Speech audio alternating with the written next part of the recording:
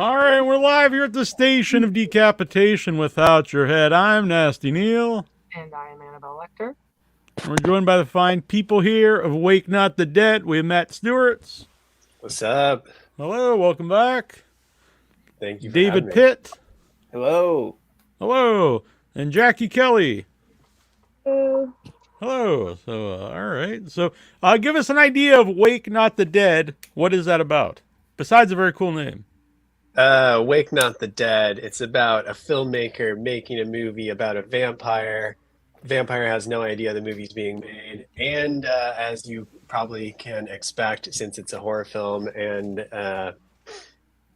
I like to make shit really fucking bloody and insane, it's exactly that too. The trailer looks awesome. Yeah. Oh, thank you. Quality is Yeah, so cool. It looks like hell yeah. Yeah, we were like really stoked about the teaser, and that it kind of shows you nothing from the movie, but still like gets the tone down that we're trying to go for. It was great. It was great. Yeah, even just the imagery, it's very stylized, which I like. Mhm. Yeah, David and I had like a term that we came up with before making the movie that was aggressively cinematic, and I think that's kind of what we pulled off for the trailer. We're like, we will hit you over the head with cinema. Well, that works for me. And Jackie, how did you get involved? So I worked with David on a film that was it 2021? Yes, 2021. Oscar Tango Hell Walk. Like, so, no, these guys are. We got. Oh, Jackie, I can't. You're cutting up your audio. Can you hear me now? Yes. Yes. Okay. Sorry, guys. That's okay. Dingus. Now I don't have the best setup.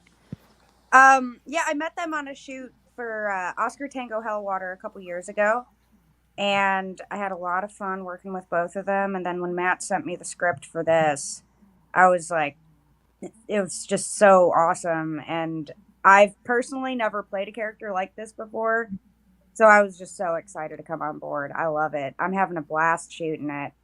It's honestly been one of the most fun shoots of my entire life.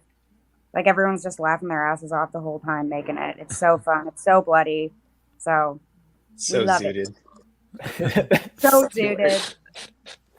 Yeah. And for people who don't know, you're the filmmaker in the film. I am. I play Jack, who is a very disturbed kind of filmmaker. She's Which also, despite the name similarities to Jackie, that's not where it comes from. It in fact comes from, weirdly enough, Jack Nicholson. Interesting. What's the connection to Jack Nicholson? Chinatown.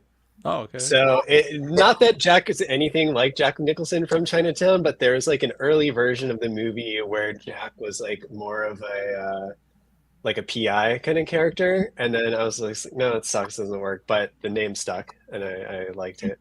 Yeah. And what was it about? I'm sorry, I didn't want to interrupt you. What was it about Jackie that you thought she'd be right for the movie? So I had seen Jackie in a couple movies, worked with her on Oscar Tango, and she was just like a fucking blast on set, and like down to just make some wild ass horror movie kind of shit.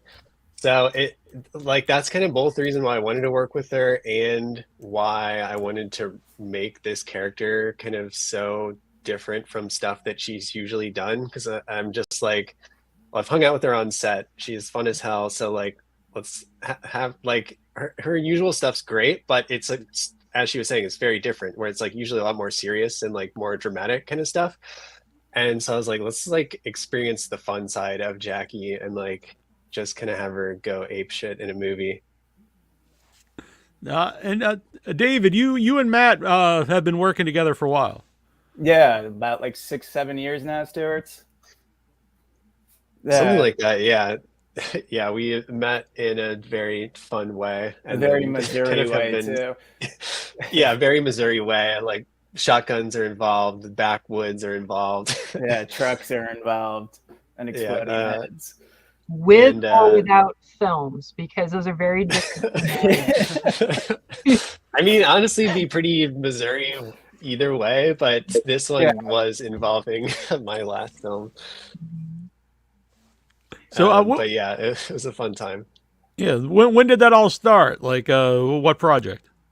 So that was for Tonight She Comes, and it's like principal photography was done, but there was a dude who, well, if you haven't seen Tonight She Comes, gets his head blown off, and we like kind of did that effect on set, but it kind of sucked. So I was like this can't be, like we got to do an epic head explosion. So David was friends with a bunch of people that made the movie, and then like weirdly enough, there's like this like multi-year long period before where it's like we've like vaguely heard of each other, but like no official introduction was made. And then finally, with like when that movie was happening, the introduction went out, and then we like met each other, and we are like, what the fuck? Why did they not introduce us way earlier? Because we just like got along so well day one. Yeah. I remember Brock sent me one of your scripts. It was for like the earlier version of Rewind way back in the day. Yeah. And I read it. I was like, yeah, this shit's awesome, but it's overly ambitious. There's no way this asshole can make this. So that was my first, I guess, view of you. It was a dickhead who couldn't make that movie. Jackie had mentioned it being a really fun shoot so far. So there's also the crowdfunding to get the movie finished. So if anyone's confused, you already filmed some of it, but you need some cash to finish it. It's true. Yeah. So we kind of always knew, like going in, that we would shoot part of the movie, then we would need to do some sort of crowdfunding to get funds for the rest, mostly because my credit card limit only goes so high.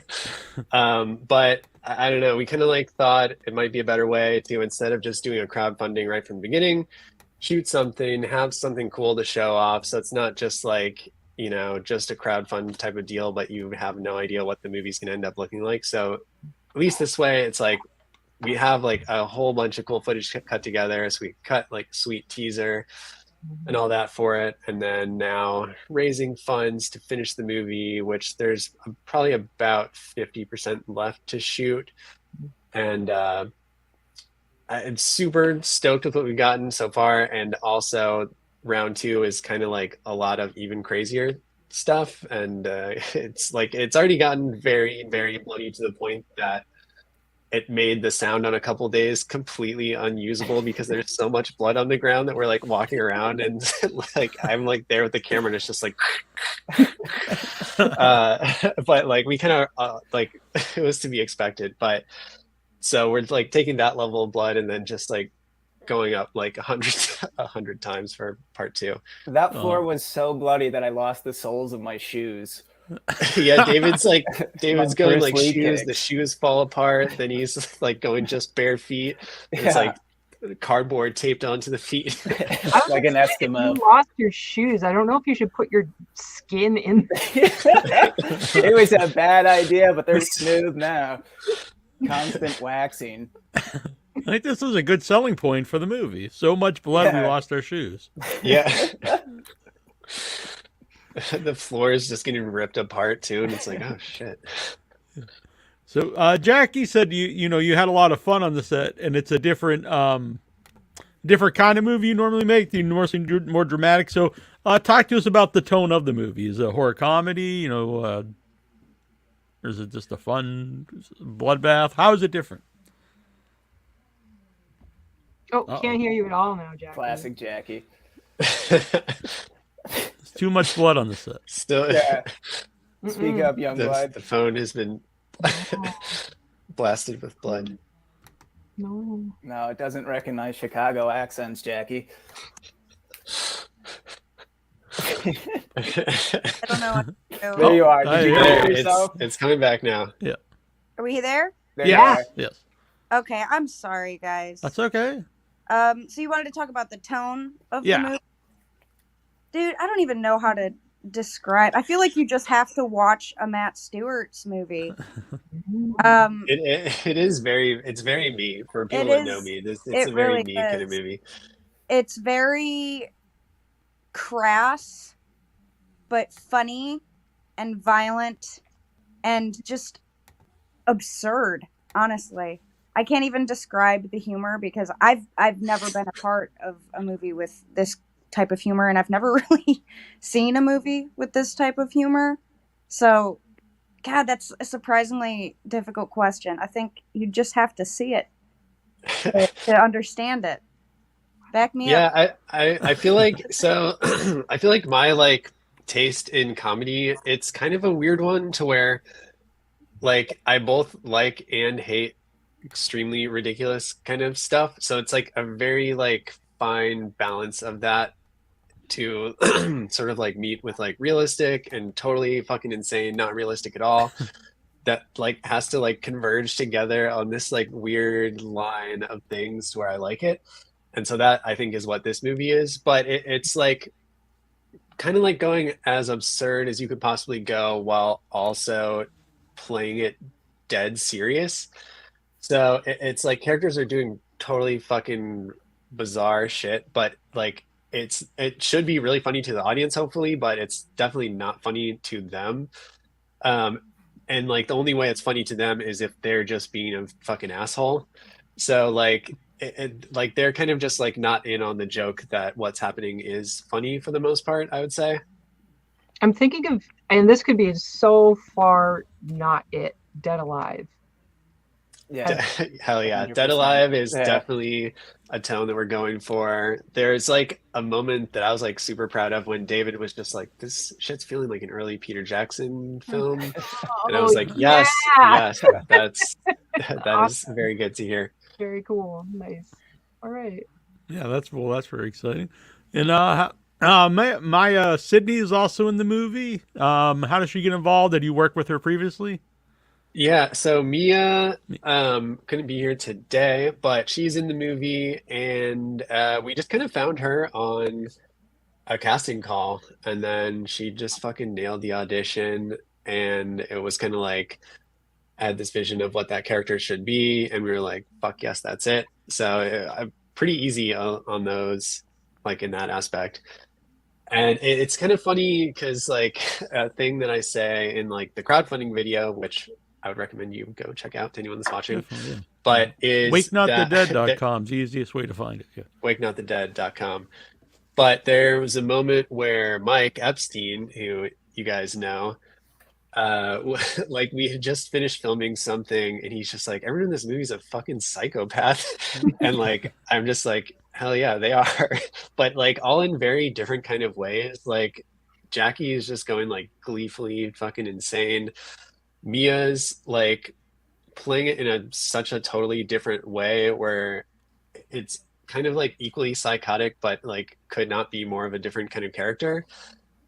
So like that's kind of one of the, like it's a really small cast on this movie, and there's a few more roles too in there that are fucking awesome too, I think. But it like they each kind of like have their own sort of level of like deranged weirdness, or like, you know, there's like choice that a sensible person would make, and then I'm like, no, they're not going to make that choice. They're going to make a choice that will make the movie a lot more fun, and hopefully not have you be like, God, that's stupid. So I was like trying to go for things here where it's like, I don't know, people are making bad choices constantly, but it's like in a way that just makes the movie more fun. And it's a facial hairless Michael.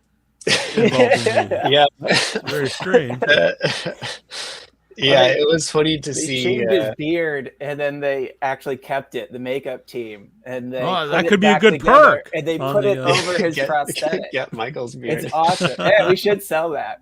It was pretty amazing. Yeah, as soon as so Emma, who did the effects on this movie, the key effects, we were like talking about some appliances, and I was just like, is it gonna be fine if someone has a beard? Because I was like, probably not, huh? And she's just like, well, we could shave the beard off and save it. And I was like, I know Mike will be down for that. And then Mike was like a little hesitant for it, but Sophia was like, you got to do it, Mike. And you still have it. Mike, they have it, yeah. Oh, they have it.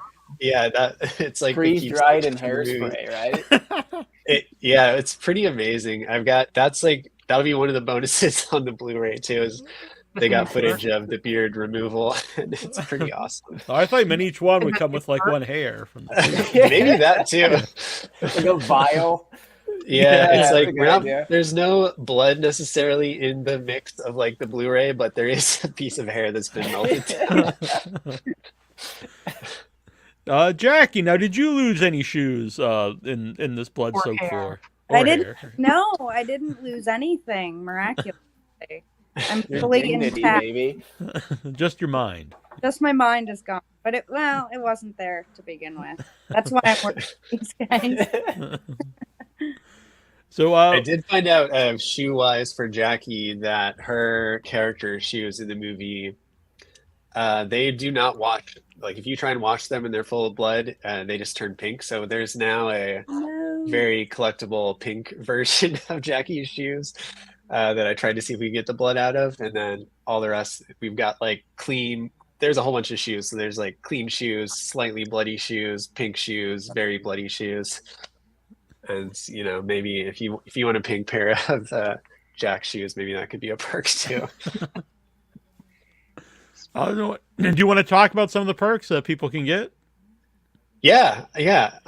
So I kind of was trying to make it just like as simple as possible for a lot of the perks. And it, for the most part, goes in a way where it's like once you step up to the next one, I mean, this is pretty standard stuff, but once you step up to the next one, it includes the previous stuff. There's a few that are not included, but first one, just watch the movie. And that's just like, we'll send you a link sort of right after the film festival premiere. You can check it out, but not a permanent download. It's just like be able to watch the movie as soon as it debuts. And then we jump up to own the movie digitally, which also includes the first watch. And then after that is kind of a special one that I think, at least, because we've shot an sort of insane amount of behind the scenes footage for the movie, like 15 hours so far. And like, we'll probably shoot another like 15 hours when we do part 2. So that's all going to get cut down into a feature length doc for the movie that honestly, it will be more of just like a very fun behind the scenes kind of documentary, more so than like, this is what it's like to make this movie. So it's like definitely structured to be more fun sort of than like informative kind of doc. But I think as far as entertainment value goes, it should be super, super interesting. And then after that, I got some of the ones for more like collectors. So I've got a Blu-ray option, a VHS option. And for the VHS too, I wanted to go like legit VHS. So it's not like you're getting the widescreen version of the movie on VHS. It's like going to be full pan and scan ridiculousness. Like some like, you know, who really wants to watch a movie on VHS? And I feel like if you do, might as well just go full old school on it. Right. Usually, if Yeah. you want the VHS, you just, like me, you're going to put it up here somewhere. Yeah, you're going to put it up to like, because visually it's going to be fucking sweet. But yeah, this one, if you do feel the need to actually watch it, it will be like super wide anamorphic footage gone down into 4:3 pan and scan. So it's kind of awesome in that way. And then after that, got a couple more where there's a special thanks option that's name in the credits kind of deal. And then I kind of mentioned this briefly in the Indiegogo campaign itself, but what we have planned for what will be happening on screen while the end credits are playing is pretty fucking wild. David knows and Jackie knows. And hardly anyone else knows, because this is actually even a change from the original shooting script, but it's pretty insane. And basically the credits are never just going to go to black with text on screen. Like there's stuff happening during the entire end credits. So it's like these names also will be seen, which I think is kind of cool. And then after that, it goes up to a couple different producer options. There's an option to be in the movie. And that one's kind of a small cameo role and sort of like a comedic little bit. So even if you have no acting experience, it does not matter for this role. Like we can honestly make anyone work for this. And then I just kind of went with some joke perks at the end that, you know, would be fucking sweet if someone did it, but I don't really. Right. Just So fund the about movie. this I like that imagination. one. Yeah, just fund the movie, or you really love Dragon Ball, so you're giving over $9,000, or I had like the cater the movie option too, because as I had to look at that one twice, and I'm glad you said it was a joke. I was just like, I'm not sure what this is a very strange perk to me. But yeah. yeah, I mean weirdly enough, that's like the least jokey one because like it's like kind of a joke, but it's also like a super important thing, and food is really expensive. Sure, but I understand. But yeah, it's not really one that I expect anyone understand. to do. I was thinking more along the lines like you'd be able to bring your own food there and feed everybody. But the idea would be you'd be actually helping. I understand now. Yeah. Yeah, I mean that's like the ultimate ideal way is you're giving me money and you're bringing food. Right. But yeah, that's kind of just like unfortunately the cost that it takes to feed people for like that many days. But which is obviously super important too. Oh yeah, of course. Yeah. So it's a bloody vampire movie. We've seen a lot of romantic vampire movies. It's we don't see a lot of bloody, violent vampire movies anymore.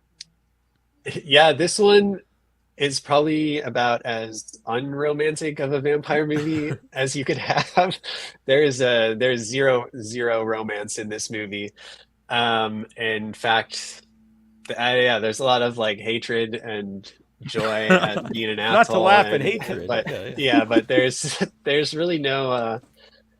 There's like maybe the tiniest hint of someone that has romantic feelings towards another character, but it's like so minor, and they kind of get fucking destroyed for feeling that way. So it's we're just going full wild on this one, and I don't know. It's kind of like goes with sort of a lot of like what was exciting to me about making this movie, to where like in theory I love vampires, but like honestly a lot of vampire movies I don't love.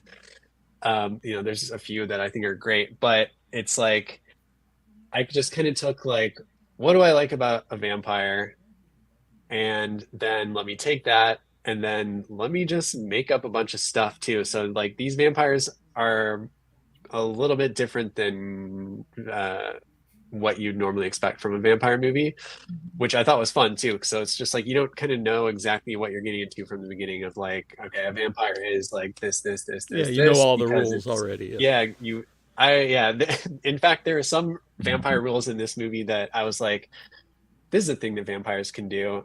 And then I looked it up and it was like, never has a vampire ever done this thing. And I was like, I could have sworn this was just a thing that vampires could do. So if you don't want to give away the secret mixture to make your vampires, what are the movies of the vampire movies that do inspire you, and maybe the ones that less so, like negatively inspire you to not do that? So on a serious note, Near Dark, and then on a stupid note, Twilight. Because funnily enough, there is elements from both of those in here, but it's like Near Dark's like a movie that I actually fucking love. That's my favorite vampire movie by far. And then Twilight, it's a movie that sucks, but there funnily enough are some elements from that in here too. You got some shiny vampires. They're not shiny, but it's honestly close. All right. I have to admit, I've never seen a Twilight movie. I'm not against. Maybe I'll watch it. They're great. I've only seen the first one, but it honestly was a very entertaining watch. Probably not for the ways it was supposed to be, but it was like a damn good time. Yeah. David Slade starts directing them at a certain point. Yeah, it's bizarre. It's a weird show. 30 Days a Night, another vampire movie that I love. Yeah, I like it too. Mm-hmm. The comic book's great too. Oh, it is. Yeah. I was glad that the movie version was pretty loyal to the comic book. Yeah. No, yeah, I agree.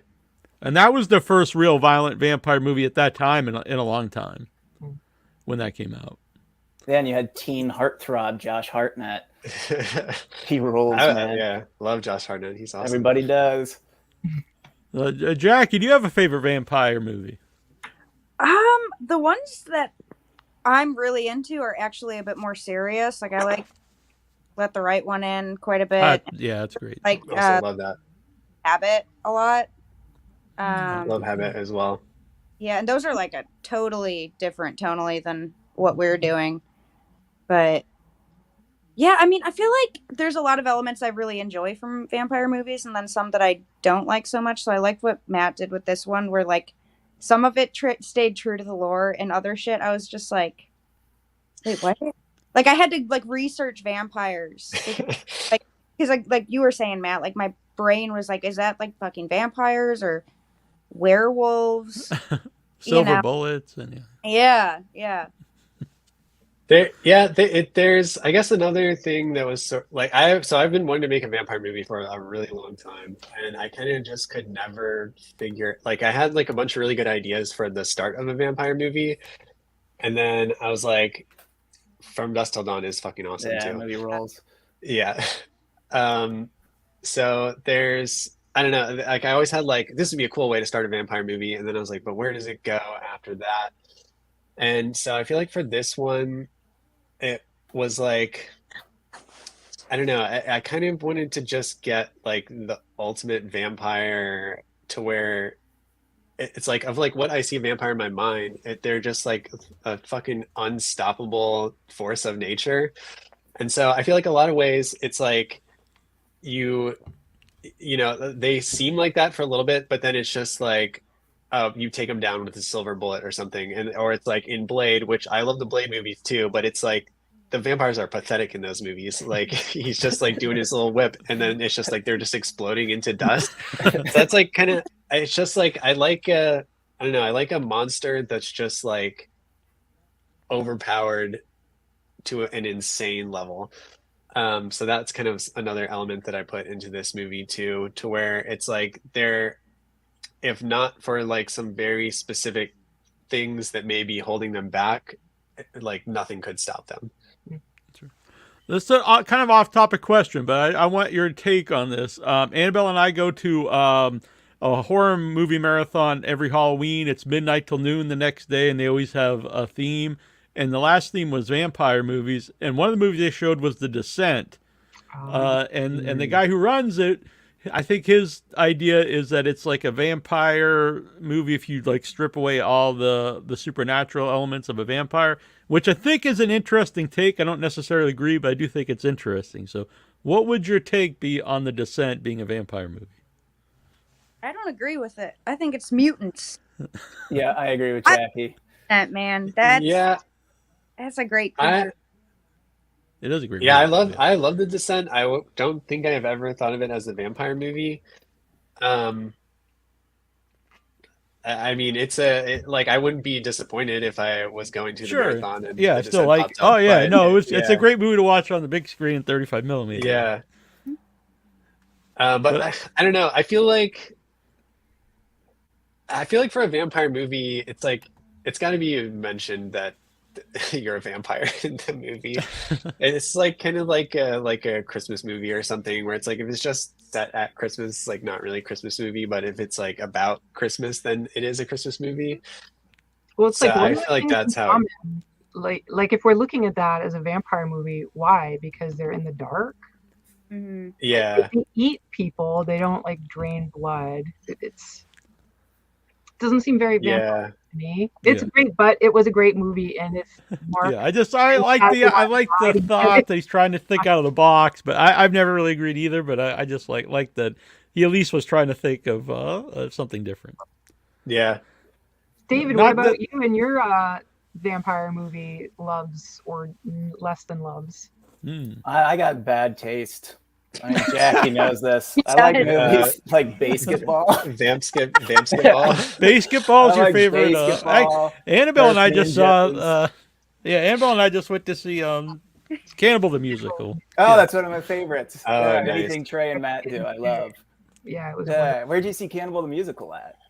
They did they did a midnight screening of it. It was cool. Oh man, right outside of Boston. It was wonderful. Oh, I wish I could have seen that. So cool. Annabelle had never seen it before, so it was a fun way to see it for the first time. Yeah, it's just one of those things that you know is great, and everybody talks about it, and you just don't think to watch it. And then it just was there, so perfect. Yeah. Have you been saying spadoinkle all day? It's so good. Oh my God, spadoinkle. He did that, Trey Parker, when he was writing the script. When he didn't know what he wanted to say, he just wrote in spadoinkle as a placeholder, and then it just became a thing. Dude's Yeah, a genius. the two midnight movies at two different theaters was Cat People and Cannibal the Musical. Oh, that's Very fun. different films than we were Yeah. Cannibal the Musical. Yeah. Got a good little cinema culture in our area. Yeah. So so Basketball is your favorite vampire movie? Yeah. And That Beverly one's really out of the box. I thought The Descent was odd. Yeah, boo this man. Yeah, I will beat your friend. I'm gonna have my own vampire movie night. And yeah, surf ninjas, basketball, and some other bullshit we'll play. So we're not going to really get a favorite vampire movie from you, David? Favorite vampire movie? I don't know. Vampire in Brooklyn. Well, I guess you were right. What you said Yeah, earlier. I like '90s movies. No, that's fair. I like the honesty. Yeah, bad taste. It's all right though. So you mentioned earlier about the woman who's doing the FX. Had you worked with her before? And what was her name? I'm sorry. Her name's Emma. David had worked with her before on a previous movie last year, and like when he was telling me about the movie, it was mostly just like these effects are fucking incredible. So that got me excited about that. And then he's like, we got to work with her. So then I wrote a very heavy effects movie. And then it was like, all right, let's hit up Emma and see if she's down. And she has done all kinds of fucking cool shit for this movie that I can't wait for people to see, but I also didn't want to show it in the trailer because like I don't want to spoil things. Yeah. But just like a pretty ridiculous level of just like full body, full face appliances and just like just like wound kit of like wounds that you would see in the makeup room is just like there's like hundreds of them. And just like there just so many people get injured in so many ways in this movie that like we just really needed someone that would be able to do like an insane amount of stuff with a very limited crew to help them out. So very stoked about that. And then I don't know, yeah, there's kind of a lot of effects in this movie too that were things that I kind of like I wanted to put something in a movie that I'd never seen exactly that thing before in any other movie. So if they do happen in any other movies, they're in movies I haven't seen. But just like I don't know, there's some like fun effects where it's just like I don't know, like I just appreciate practical effects in movies in general. But I'm like, if you're gonna go all out and do it practical, like just do something that's like totally new too. So that's kind of what I'm trying to accomplish with this as well. That's a lot. I mean, you're a film person. It's definitely a lot, yeah. Horror. So I'm just thinking, wow, that to me would be quite challenging to come up with something that is new. We were just talking earlier about Dead Alive, which has got so many crazy, never seen before, like gnome head. So I would think that would be super challenging. Do you think the humor aspect helps you develop those kills? Yeah, I think so, definitely. Because there's like, it's kind of like I was saying before, there's like a fine balance between the humor and the seriousness of the kills to where like anytime like a kill or like a crazy damage type thing is happening on screen, like I do want people, and I think the reaction is going to be kind of a combo of just like like shock and like fuck yeah, that's cool. And it's definitely kind of less like emotional on those sort of ones. Mm-hmm. But I still like didn't want to go so over the top that it's just like super ridiculous to where it doesn't look like it's part of reality at all.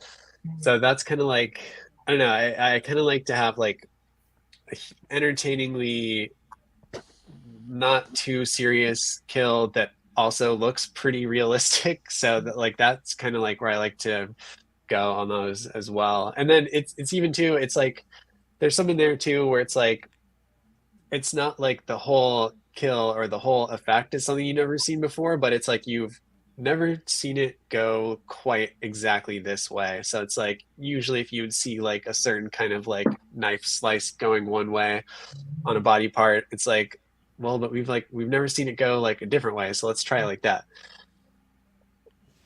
I'm drawn in just with that. Like, even if sometimes you have movies that I think your movie sounds like it's going to be great.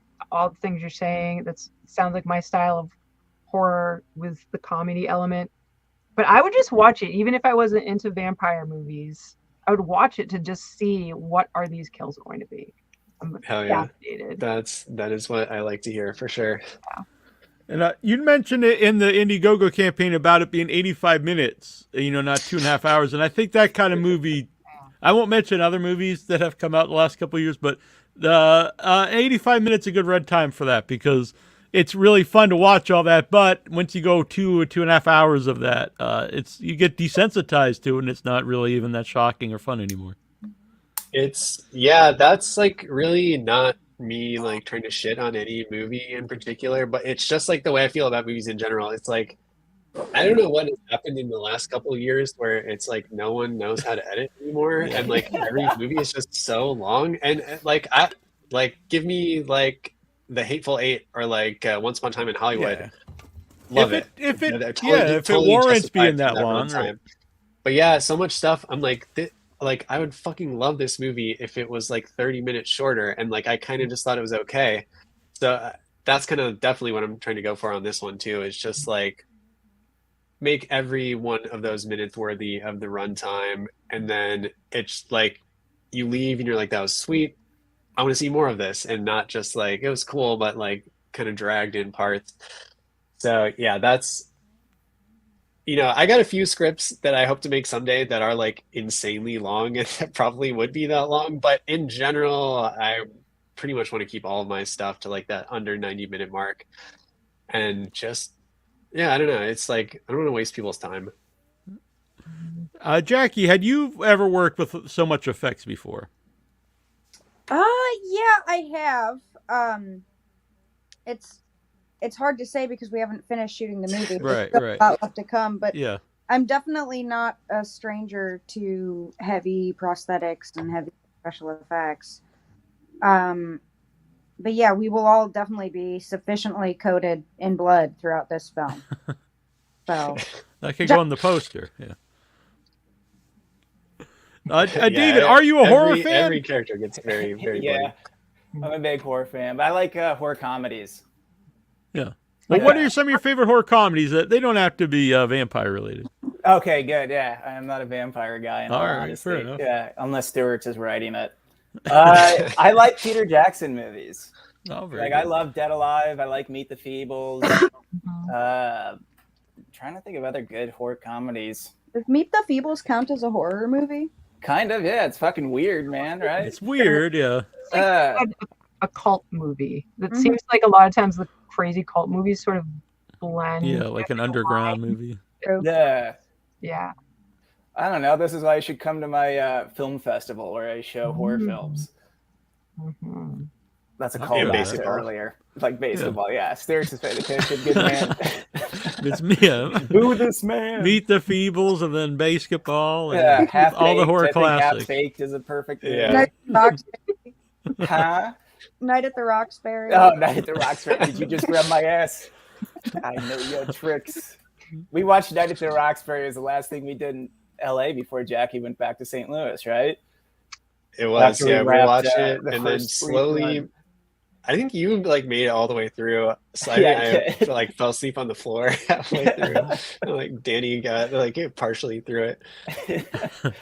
He liked it so much that when he got home, he rewatched it. Nice. Yeah. So you guys are Night at the Roxbury fans. I've actually not ever seen the movie. I hate to admit this. I know it's I don't think anyone's David, mad but... at you, except for me. Well, have you seen The Ladies Man? I have not. Oh my God, Tim Meadows, man, it's a classic. Sorry, I'm gonna derail this. No, I I appreciate 0.1% of people. Yeah, no. Someone put off to the side. Now, this is a movie that I find entertaining and Neal finds entertaining, but some people might not be into this brand of horror comedy, Bloodsucking Freaks. Fuck yeah.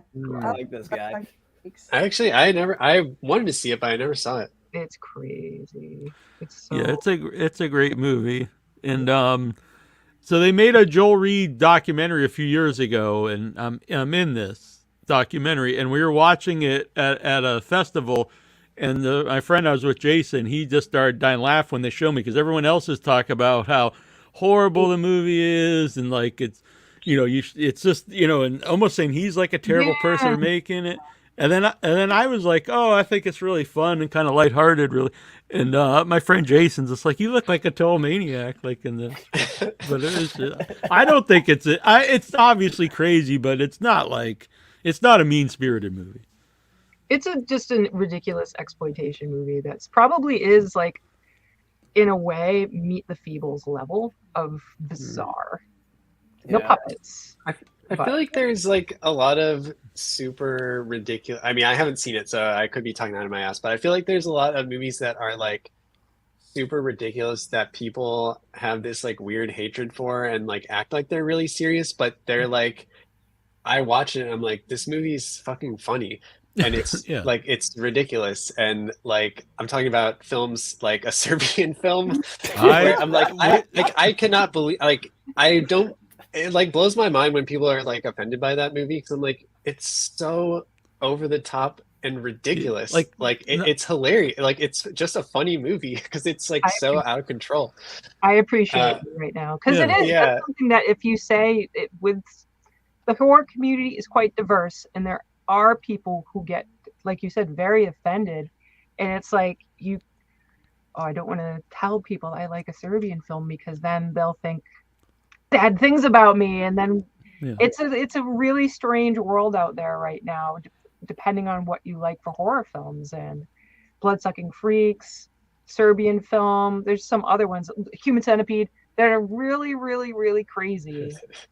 And for us, fun because they're that crazy. I mean, they're clearly terrible themes, like they're horrible things happen to people, but it's a horror. Yeah, it's all horror. Yeah, I don't really ever go into it's like any horror movie, I'm like, if people are having just like a happy ending, I'm like, it sucked. Like, I want everyone to get destroyed in this movie, or else I wouldn't be watching it. Well, on a Serbian film, the very ending I think is so over the top. I won't spoil it for anyone who's never seen Serbian film, but I think it's clearly a comedy at that point, the very end of it. I feel like I haven't watched too much about the filmmakers themselves talking about it, but I feel like they have said it's like kind of a serious movie, but I feel like they're talking out of their asses. We had the director on, because I agree, the ending to that movie, I was like crying tears of laughter when I watched it, because I was like, it's just so insane. Like, it's like, let's just make this end in the worst possible way, but it's funny though. Yeah. Or maybe we're just nuts. I listened to your interview with him. I thought he was really interesting. Yeah, Serjan? Yeah. Yeah, thanks. In the very beginning, he's like, I don't even know why I'm here. I don't know. I didn't do any other interview at the time, and I was like, oh, I feel so honored that you forgot that you didn't want to do it. Shout out to our friends New Village Video, because they just got exclusive rights to stream the uncut version of a Serbian film. Whoa. So that's up there. Oh, sick.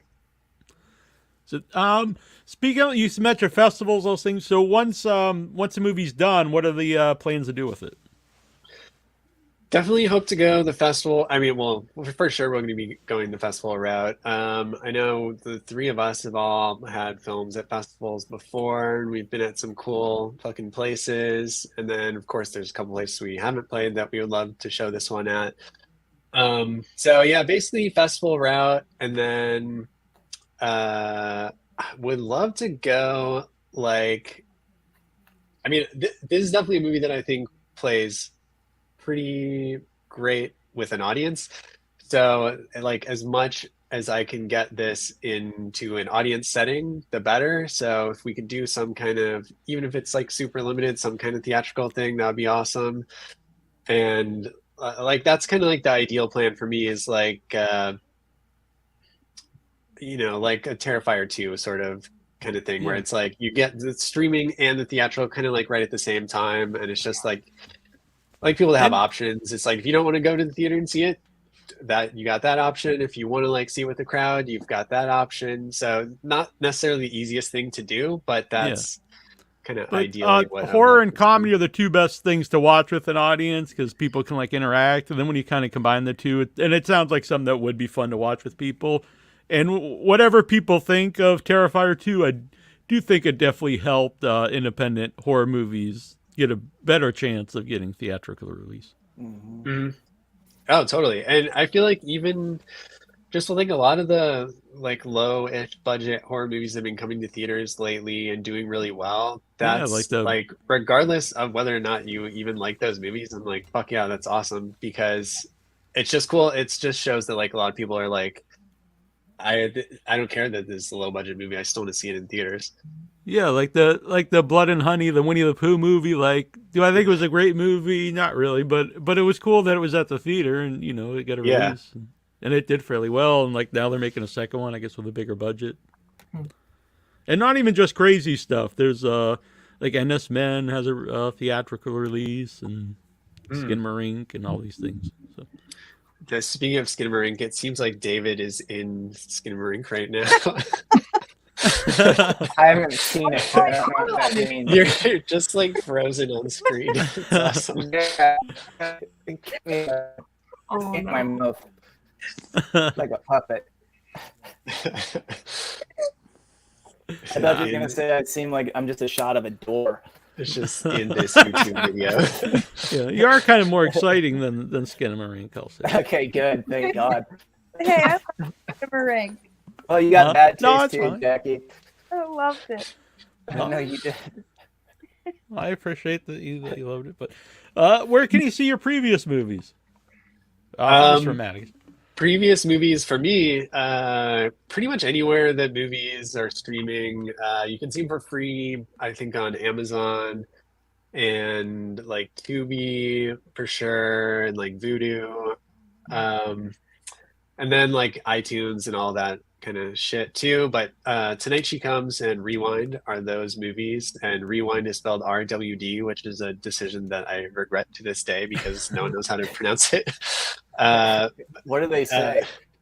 RWD. Oh, Yeah, I get a lot of yeah. RWD. I don't know. To me, it was so obvious because it's like I got like the rewind symbols and stuff in there, but it was a lot less obvious than I thought it would be. But yeah, that you can watch them there, and I don't know. I think they're both very different from each other, but I think they both kind of got my style in them, much like Wake Not the Dead, which is also totally fucking different from either of those, but kind of has the same style. So yeah, if you want to check those out, that would be awesome. Yeah, definitely will. Jackie's in a movie I know very well, briefly, but she's in it. The Once a Future Smash, which is playing Hell in yeah. theaters. I will play in festivals. Currently coming to Gen Con very soon. But what else are you working on currently, Jackie? Right now I am working on a feature-length kind of supernatural ghost story called Reaper Road, and that is another large project I'm doing this year. The rest of the year is still kind of up in the air. I've got a few projects that aren't locked down yet that I can't totally talk about, but hopefully we move forward on those. Very And cool. the more money we raise on Indiegogo for Of this course. movie, the sooner one of those things can get locked down. Yes. How many days left of the campaign at this time? There's like 19 or 20 days left or something like that. We're on day 3 right now, so I set it up as like a 3-week. So it's basically has just started still. So there's plenty of time to go. And you have flexible funding, right? Flexible funding. So like regardless, even if we don't make the full amount, it's like that all of that stuff is still happening. It's just basically it could take a lot longer for it to happen if the Indiegogo doesn't go through. Because sort of as I mentioned in I think earlier in this episode, but also on the Indiegogo vid, I have no money. So it's like I need money to be able to make this movie for sure.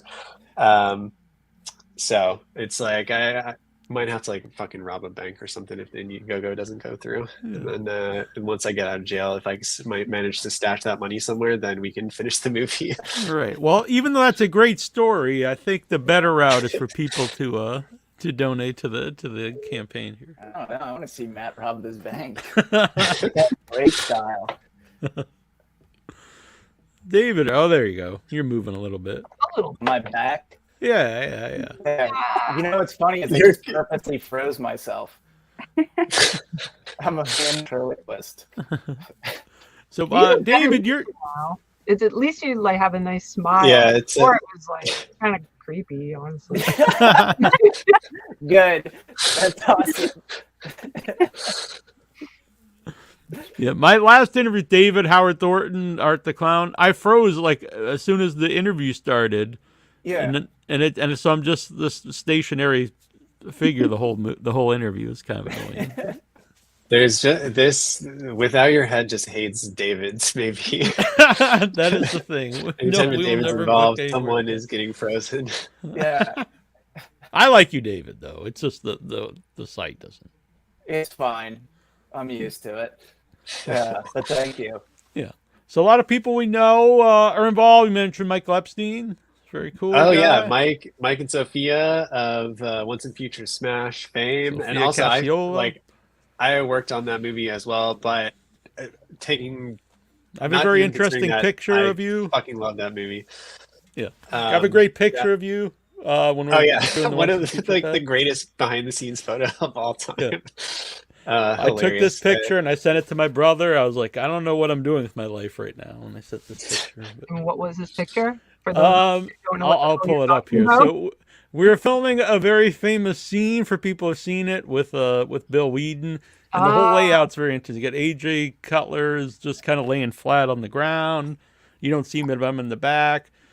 Sophia Cassiola's shooting up here, and Matt's like standing. Like I think they moved the television. He's standing on the desk, like shooting. And Yeah. it's a very bizarre photo. I think I can go so far as to say, well, I don't know.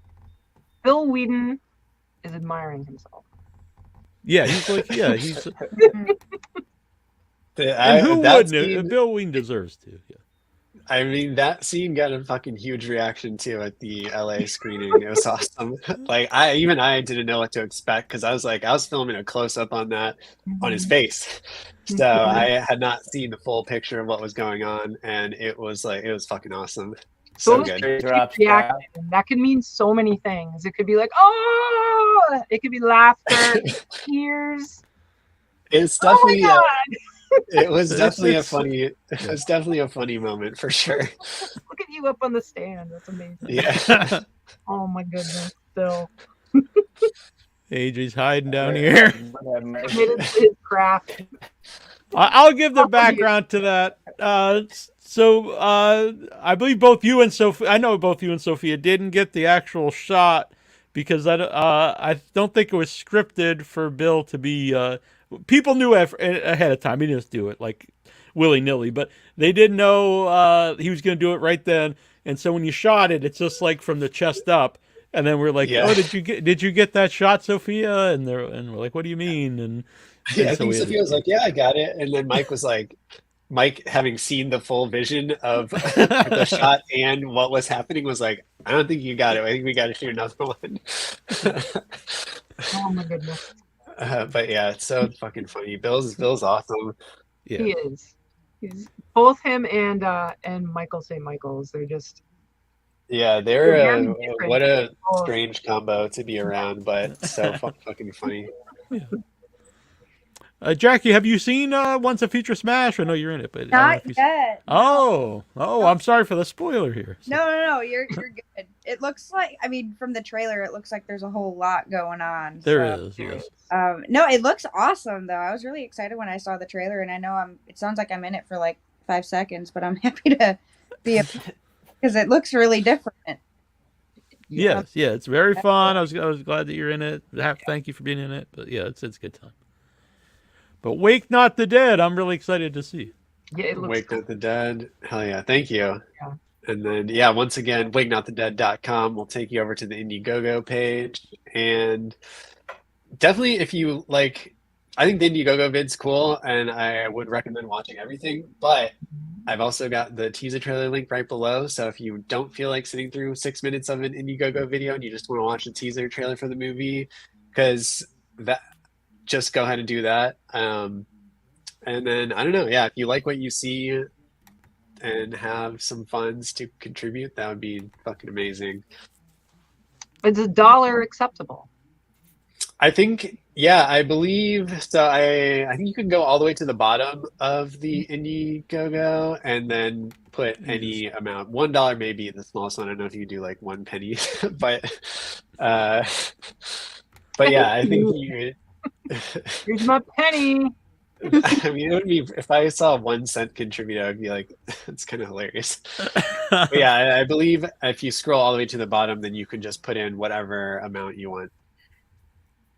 The more Oh, the yeah. better, but Definitely, yeah, definitely the more the But better. yeah, like you said, every little bit helps.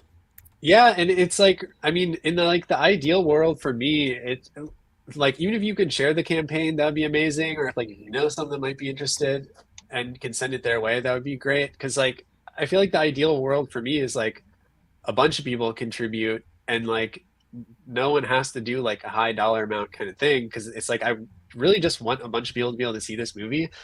So it's like like smallest perk option is watching the movie. So like that's also kind of why I wanted to do it like that, of just having it to where like there's no option here where it's like you don't at least get some way to watch the movie.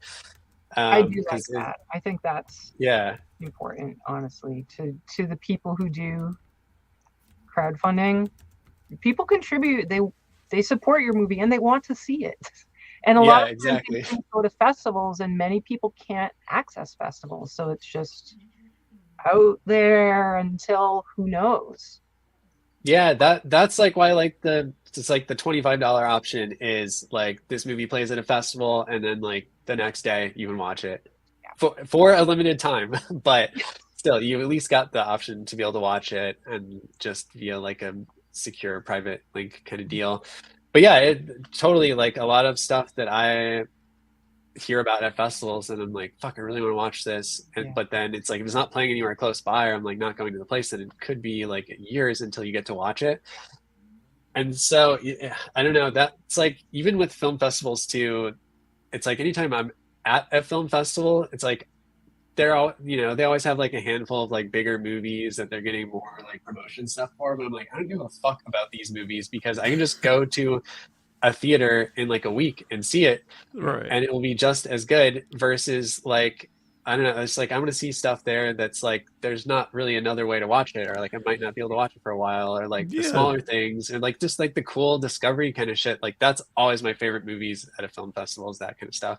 Yeah, I agree 100%. It's, like you said, it might show up a year from now on Shudder, and I've seen some really cool stuff that I've never ever seen again. That never, I don't know how it just fell through the cracks somewhere. No one ever picked it up, and it was my only shot to ever see it was at a festival. Totally. Because like I said this before, but when we did Once a Future Smasher premiere in England, right after they did a sneak preview of Barbarian, and which is cool. But like you said, Barbarian opened everywhere the week after, so you could just go see Barbarian, right after that. Yeah, I don't it kind of like blows my mind when people do go to that over the smaller one, because I'm like, just wait a week and you can see it in any theater anywhere. Right. Unless, well, yeah, I was just saying, unless you don't have a theater near you. But if you're at a festival, I assume you have a theater near you. Yeah, exactly. But and plus, it's like, I mean, I feel like the amount of people that have a theater nowhere near, like, there's people that it's like takes a while to get to a theater, but like Barbarian fucking showed everywhere. Like, I feel like you could be like in like the middle of nowhere where it's like an hour to get to a Walmart and you still could see Barbarian in like 30 minutes away.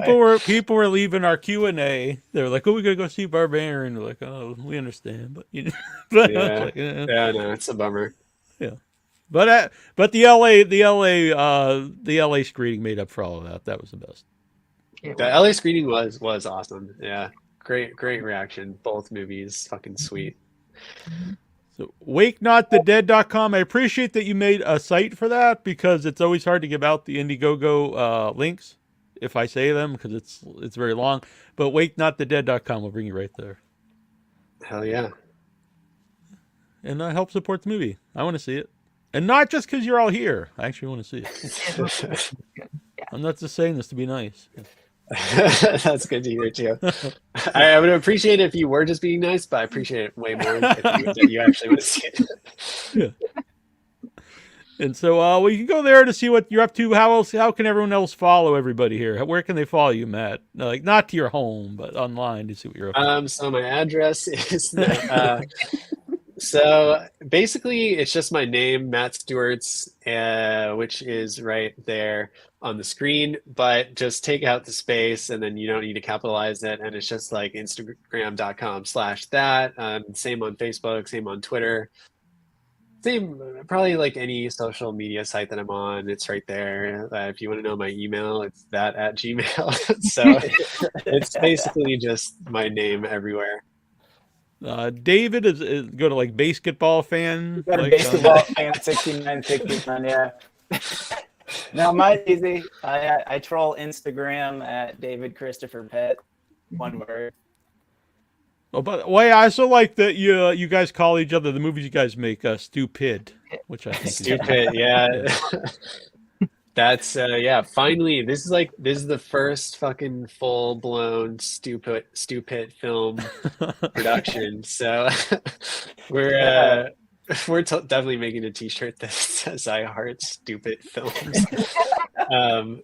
But yeah, it's pretty funny. Thought it was a good one. And we got I think custom animation that we're gonna get made, and it pays. I am very stoked to see the official intro. It's gonna be amazing. And Jackie, how can people follow you to see what you're up to? I'm on the Instagrams at actress Jackie Kelly. I think Twitter too, but I don't really update it. I got Facebook. You can say hi. You do have a Twitter that I think is run by Eric. Yeah, Eric posts. Yeah, I saw it, and then it was like, this is not run by Jackie, and it was like, oh, okay. So you can go there if you want. Hell yeah! Thank you, Jamie. Yeah, Jamie Hill. I just saw the trailer. It looks like a blast. That's a cute picture, Jamie. Yeah, it is very cute.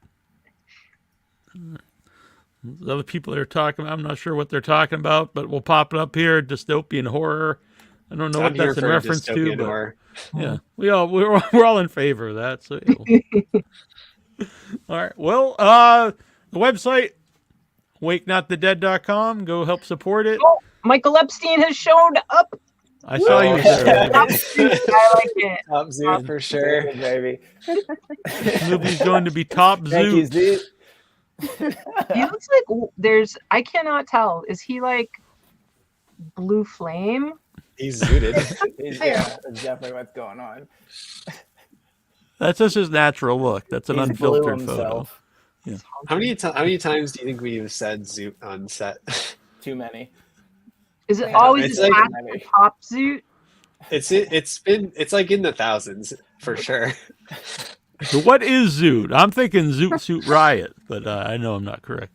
So I have this thing that it's probably around this room somewhere, but it's like an obstacle course to get over to it. But imagine that I'm holding in my hand something that resembles a vape, but is like 10 times this size, and then it just has the ability with a press of a button to do this.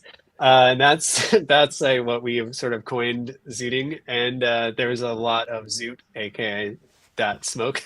Oh well, I saw the picture of Jackie with it behind her. Then it's very cool.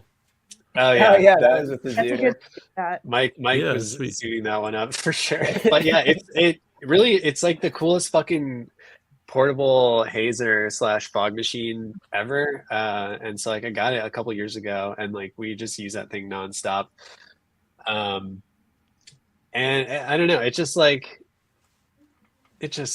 fucking cool. And if you're making a movie that's as ridiculous as this movie, then it's just like Jackie opens up a backpack, smoke fucking pours out of it, like a drawer opens, smoke comes out, fucking someone like gets like blasted through their face, and like smoke comes out of their body. So it's definitely that kind of movie where it's just absolutely ridiculous. So that thing worked wonders for it. They fucking need to just give us like some kind of sponsorship and give me like 10 of those, because I feel like we've used that thing more than anyone else has in any other production ever. So what was the name of that company again? The Zoot. It's Smoke Genie. Oh, Smoke Genie. Sounds like Smoke Genie. invaluable that 10 set. Oh yeah, they did like a Kickstarter years ago too, and that's how I got mine. Oh. And I think you can just buy it on like B&H and stuff now. But Very cool. yeah, it's just like it's really like better. Now it just becomes like a unpaid advertisement for Smoke Genie, but it's like I don't know if you like how much experience everyone has with like a typical hazer, but they've suck and they're the worst always. And they, they're huge, and you got to plug them in, and then they die, and then it's like it zoots for like 3 seconds, and then it's got to wait. And then this one, it's just tiny, and you just can hold it down for forever. So it's like you can haze up like a giant ass room in like a minute, and it's like such a small thing. It's so awesome. Top Zoot. I want to integrate that into our lingo. Top Zoot. It's going to be a new measurement on our. The Zoot has brought David back. He's been unzooted on Yeah, that. it really has. Oh yeah. Well, you said it enough times, like Candyman, where I could finally. So if you say Top Zoot too many times in the mirror, do you appear and but you don't move? You're just like this frozen.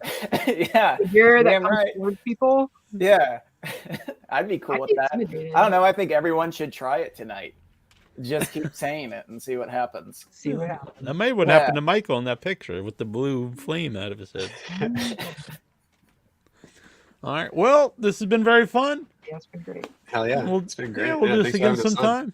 Yeah, we'll do this when the movie is finished, and we can talk about the movie. Yeah. Beautiful. Oh yes. When it's funded and finished. And no bank robberies or no laws have been broken to finish this movie. But yeah, there's like so much cool shit that I obviously just couldn't talk about yet because it's not out and it's not done. And I do hate when stuff gets spoiled too early. So it's like there's a ton of shit that I would love to talk about that I can't talk about yet, but in the future would be super fun. Awesome. Very cool. All right. Well, good luck with everything. It's awesome to talk to everybody. Great to meet everybody. Oh yeah. Nice Thank to you. meet you all. All right, we're gonna play some music of the month here, Sorrowseed, and then we'll be back momentarily. But you guys can take off if you like. But we will see everyone here soon. Bye. Adios. See ya.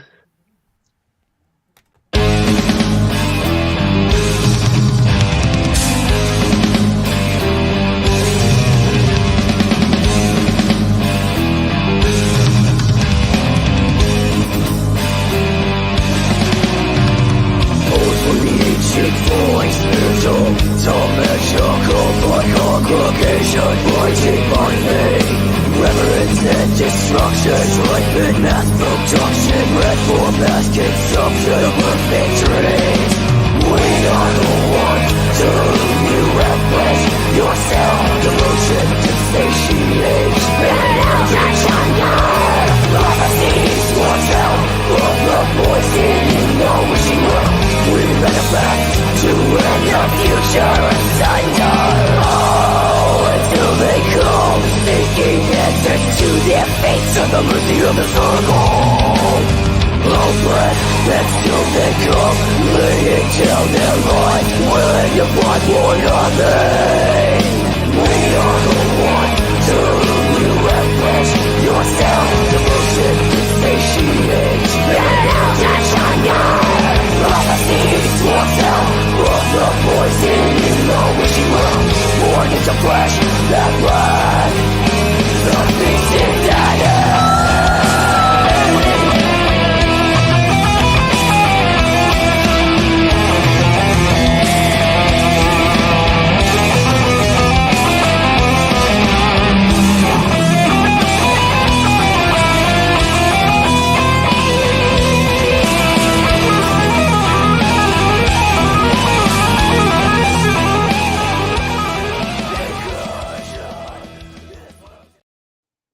Hello. Okay, we're back live here. Here we are. Sorry. Yes. I actually went to tell you that it was coming back live, but I noticed that it really was not even a second away. So we'll be joined by Rick Chandler here in a little bit, not too long. But for now, I'm really digging the Sorrowseed. I'm not always totally sold on the black metal, thrash metal stuff. I don't know how to. That's how much I don't know. Is that I don't know how to label that. But, okay, very cool. So Lilith is very excited about coming on, but she couldn't be on tonight. It was too short notice. Yeah. So she still would like to come on. So we'll probably have her on, even if we have a different music of the month. But it'd still be fun, nice to have her on in the group, whoever's available. Counting down the days until the big June. Oh yeah. First will be June next week. Yeah. So Easy. it was my fault I didn't ask earlier, but I'll be on that for the future months. But we'll definitely have her on to make up for not being on. Very good. And she has a dude with her doing this stuff, right? Yeah.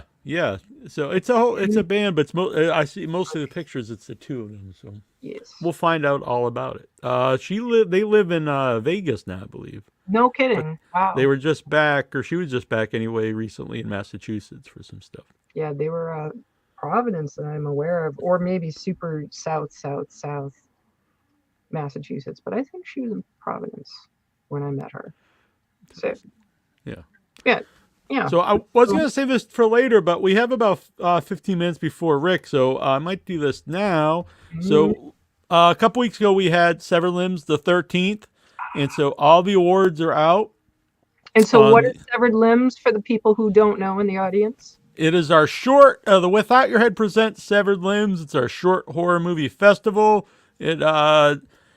So there's all different levels of filmmakers involved, but independent stuff, and it doesn't matter if you have no experience or very limited or no money, as long as it's creative.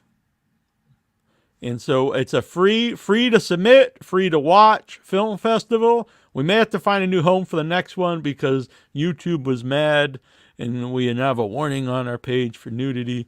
I thought you did. Huh? I thought you did have the warning, and they just were like, nah. I put it to adults only.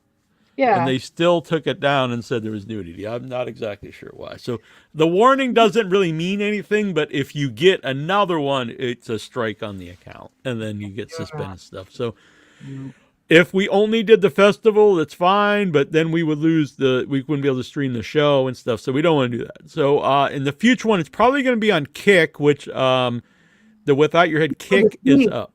What? The C Kick, not KIK. Yeah, I never heard. I'm not familiar with all these sites that you and Mitten go to, but yeah, Jason Minton is the one who came forward. Yeah, then he acts like he's never heard of the site. Well, how did he even know it, Mitten? So KICK and our friends at New Village Video, they use it. I've watched stuff with Tara on there, and it seems really cool. And they're cool with some crazy stuff they show, so I think this will work out.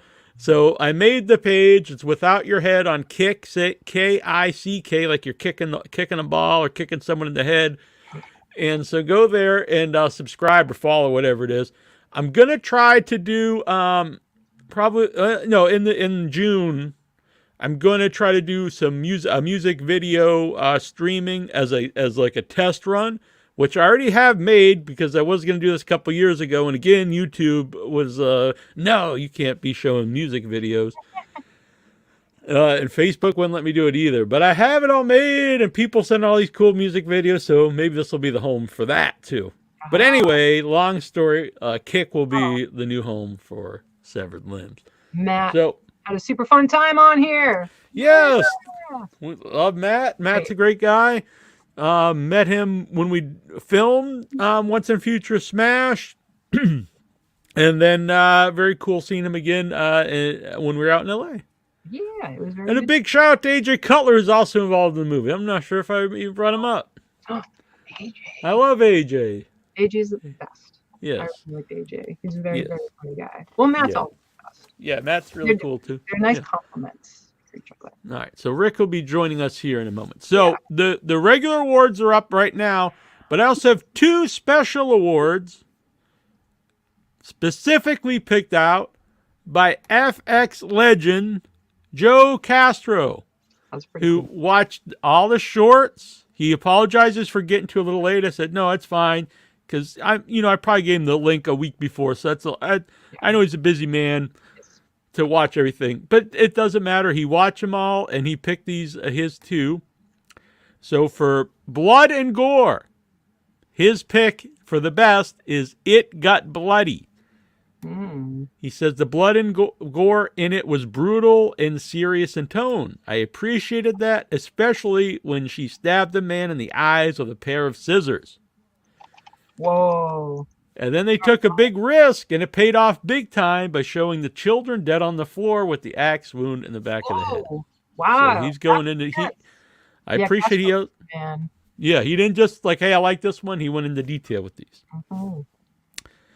The entire running time concept being the actual murder for the entire shot. It was a great concept, and I really appreciate it. So It Got Bloody.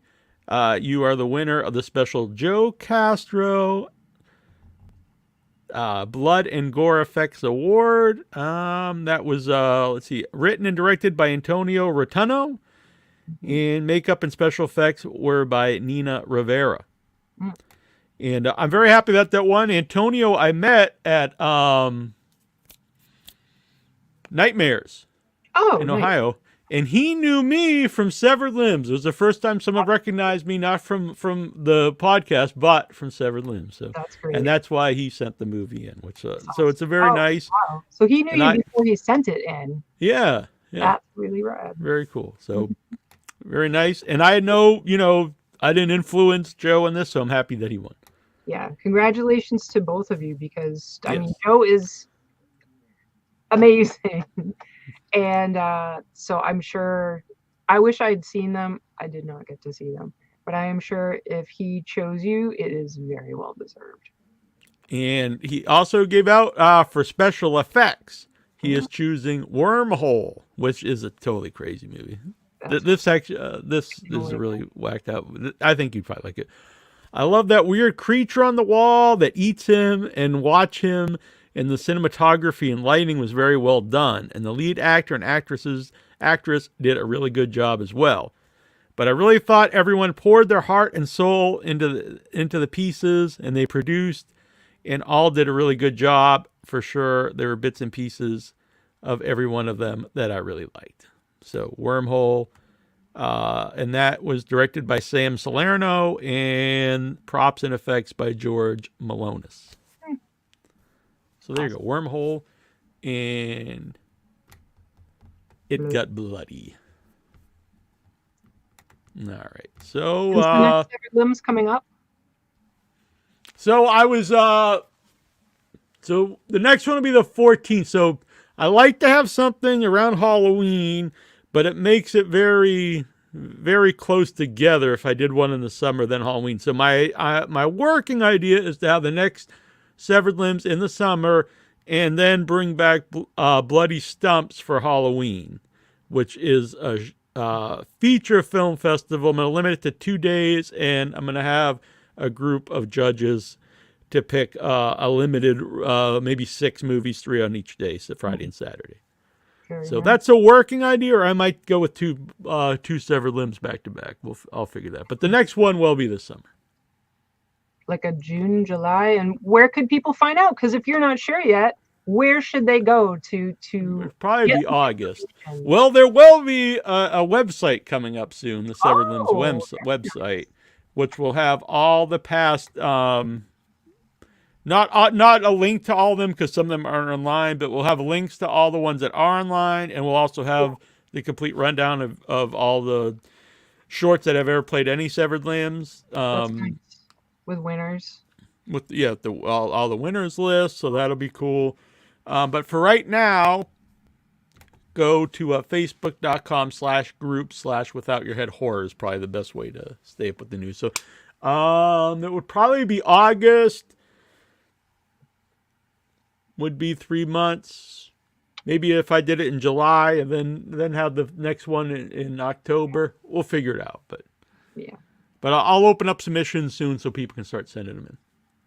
What is the length max? 20 minutes. I had Wow. a couple this year that were a little bit over. Not too many this time, actually. And they weren't much over, so I let them slide. But I'm gonna try to keep that strict 20 minutes, because if I let some people go in, then it's not fair not to let someone else go in. But try And to not have it 20 minutes. Huh? Because I'm saying to the audience, if you're submitting it, try to don't have your goalpost be 20 minutes. Right. That's the max. Honestly, it's best. I think the shorts are best under 10. That doesn't mean I haven't seen great shorts that are 15, 18, or over 20. I have. But to be able to book a whole bunch to get at once for a day, and for people to sit and watch a whole bunch, it's best if they're under 10. They can even be, there was a couple really good ones this time that were a minute. They don't, it should be as long as you need to tell your story. I think a short, I would say best is under 10 minutes. Even a couple minutes is fine. I know Nicholas Hatch out there, he's been saying he wants to do them longer. You don't need to do longer. They just need to be entertaining. Mm-hmm. Like Matt was talking about earlier, just because something is like longer doesn't mean that gives it more quality. Maybe that's necessary to do your story, but you don't just take something and stretch it out and think it's going to be better. Like, keep it. I mean, some of my favorite movies are very long movies. Goodfellas, possibly my favorite movie. I love The Godfather, first two Godfather movies. Lord of the Rings trilogy. Godfather to Severed Limbs. Huh? No,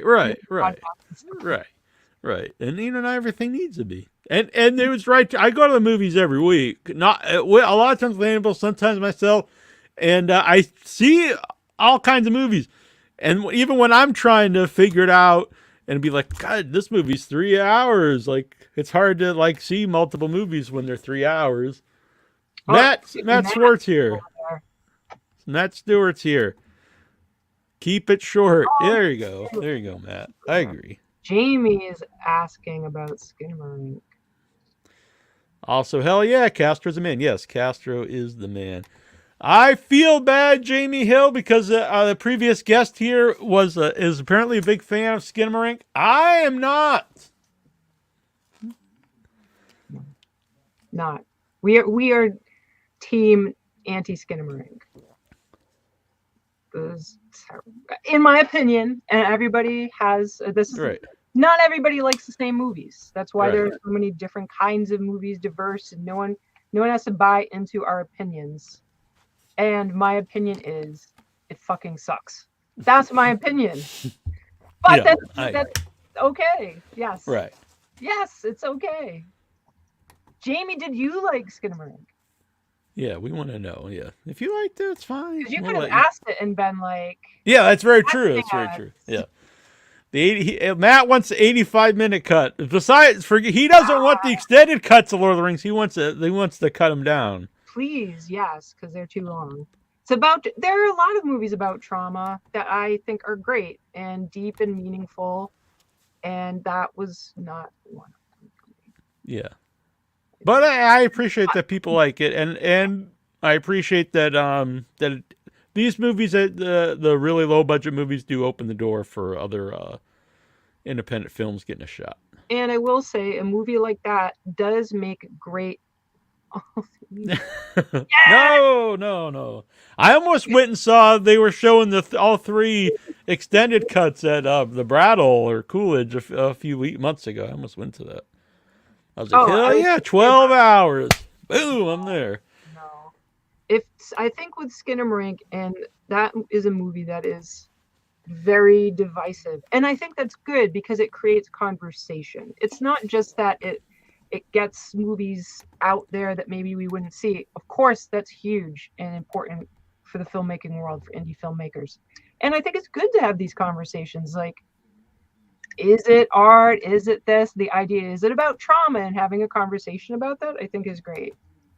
Agreeing or not agreeing. But I've seen a lot of people that do agree that they do enjoy that movie have some really interesting dialogue about why they think, and there's different theories about the world of Skinamarink, and it's interesting. And I think it's great to have films that you can have conversations. Some you just want to sit back and just be like blown away by the craziness. And then there's thought-provoking things. See, Jamie Right says now?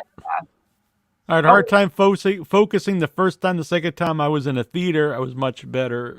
It was much better in the dark. We were in the theater and people were getting up and leaving. It was Yeah. amusing. Oh, wait, so scared myself. I scared myself. I'm proud we made something that caused people to discuss mental health. Jamie, did you make Skinamarink? Yeah, I'm sorry if you made Skin. If you made it, I'll feel like such an asshole. I agree with this too. A movie that's getting both 1 and 5-star review is a movie that's generally worth talking about. That's true. I think a movie that's just like people are just whatever. But we do have Rick here. Ah, hello, Rick. What did you think of Skinamarink? I didn't see it. There we go. Easy enough. There we go. Middle of the road here. All right, we're joined by filmmaker Rick Chandler. It's good to have you back. Good to see you guys. Thanks for having me on the show. I just opened up a seltzer and it like exploded in my lap. If you're wondering. Oh, all right. I thought you were just very excited to see us. Yeah, just so you don't think I whipped it out. Not yet. Not yet. I'm a seltzer man myself. So. I have my mighty fine that Brian made fun of me for the other week with a kombucha jasmine lavender. It's lovely. I'll be honest. I just finished my double bergamot. I like that one. That's good. And now I'm on some coffee, black coffee. I drink a lot during the show. All right. So Rick, you do a lot of stuff, but right now you have multiple web series, but you have From the Void with Love. Yes. Which is a very nice name. Thank you. So give the people an idea of what From the Void with Love is, if they're not familiar yet, and then they will become familiar. All right. Like most things I write, it has a convoluted plot. So I'm gonna say like 2 sentences, and then people could decide whether or not this is something that they want to see.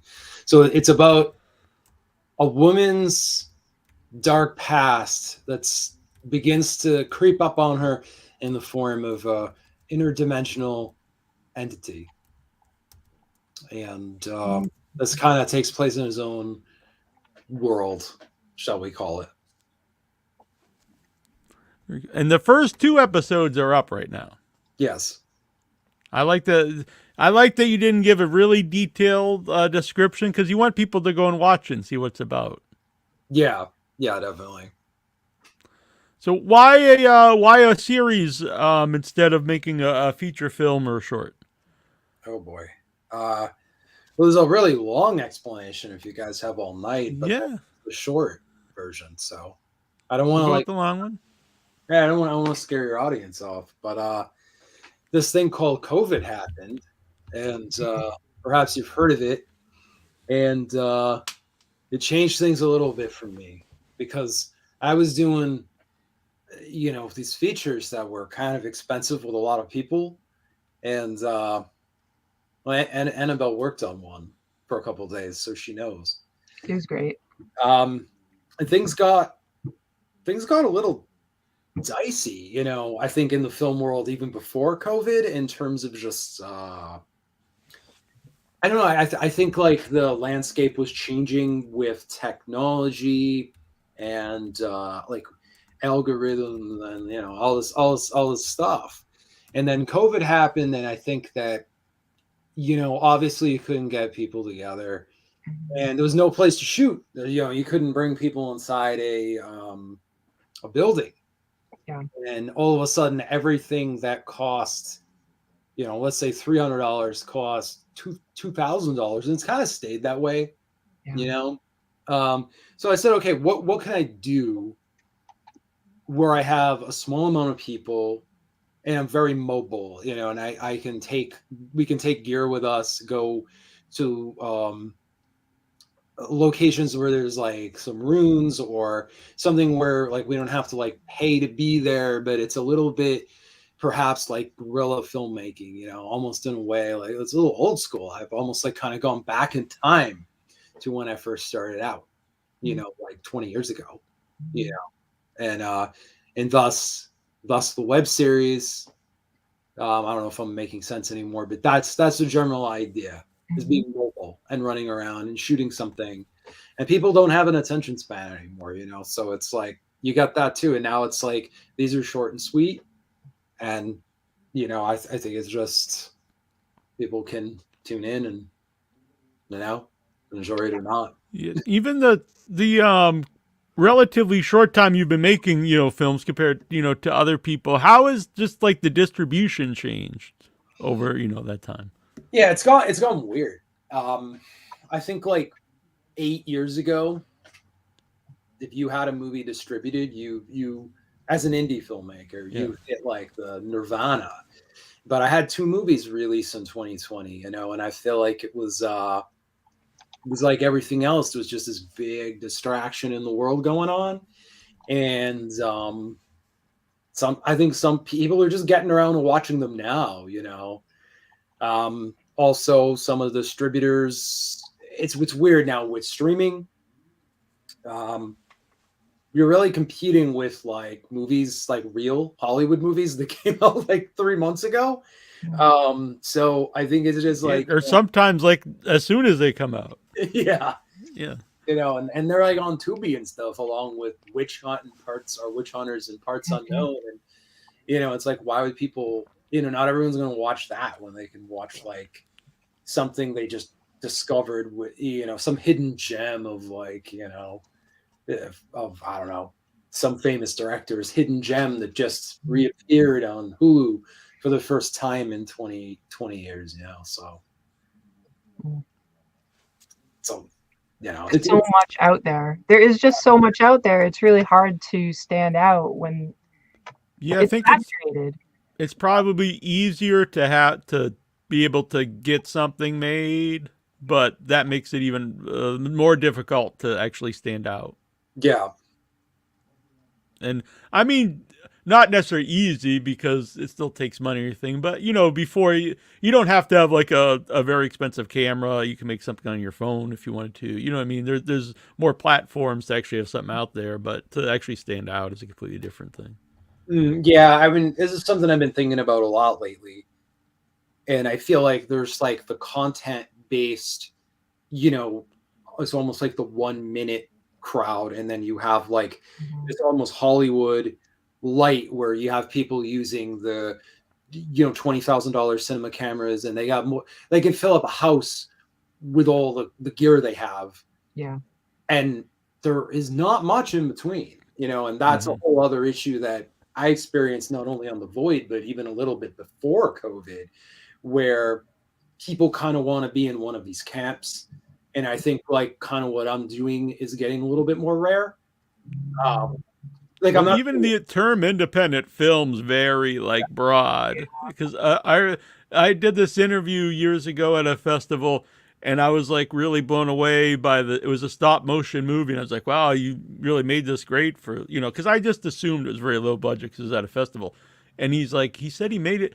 He's like, well, we had $50 million. I was like, what the hell? Like, why is this at, And I'm thinking like, well, I guess it looks fine, I guess. But, it no longer blew me away that it looks so good. Yeah, I was just talking to a friend, and I was telling him how, like, I didn't get paid for Parts Unknown. So I said, it's kind of a loss of, the $10,000 it cost me to make it. And he's like, yeah, same thing just happened to my friend, 800 million on Netflix, and they just broke even. So you're in the same boat as this guy. And I'm like, I don't know if that makes me feel better or worse, but like, this is all indie film. Yeah, all of it. It's crazy. So we'll bring it back to the web series. So since you have really cool locations in Void, I assume that you found some of these when you're doing your other Deliciously Decayed. Yes. Yeah. Did that influence it at all? Like oh, these are really cool and it's cool to do this, but we could also like, since I'm seeing all these things, maybe I could write a story and and use some of these for kind of dual purposes. Yeah, it definitely did. Because there's all this. I mean, yeah. Short answer, yes.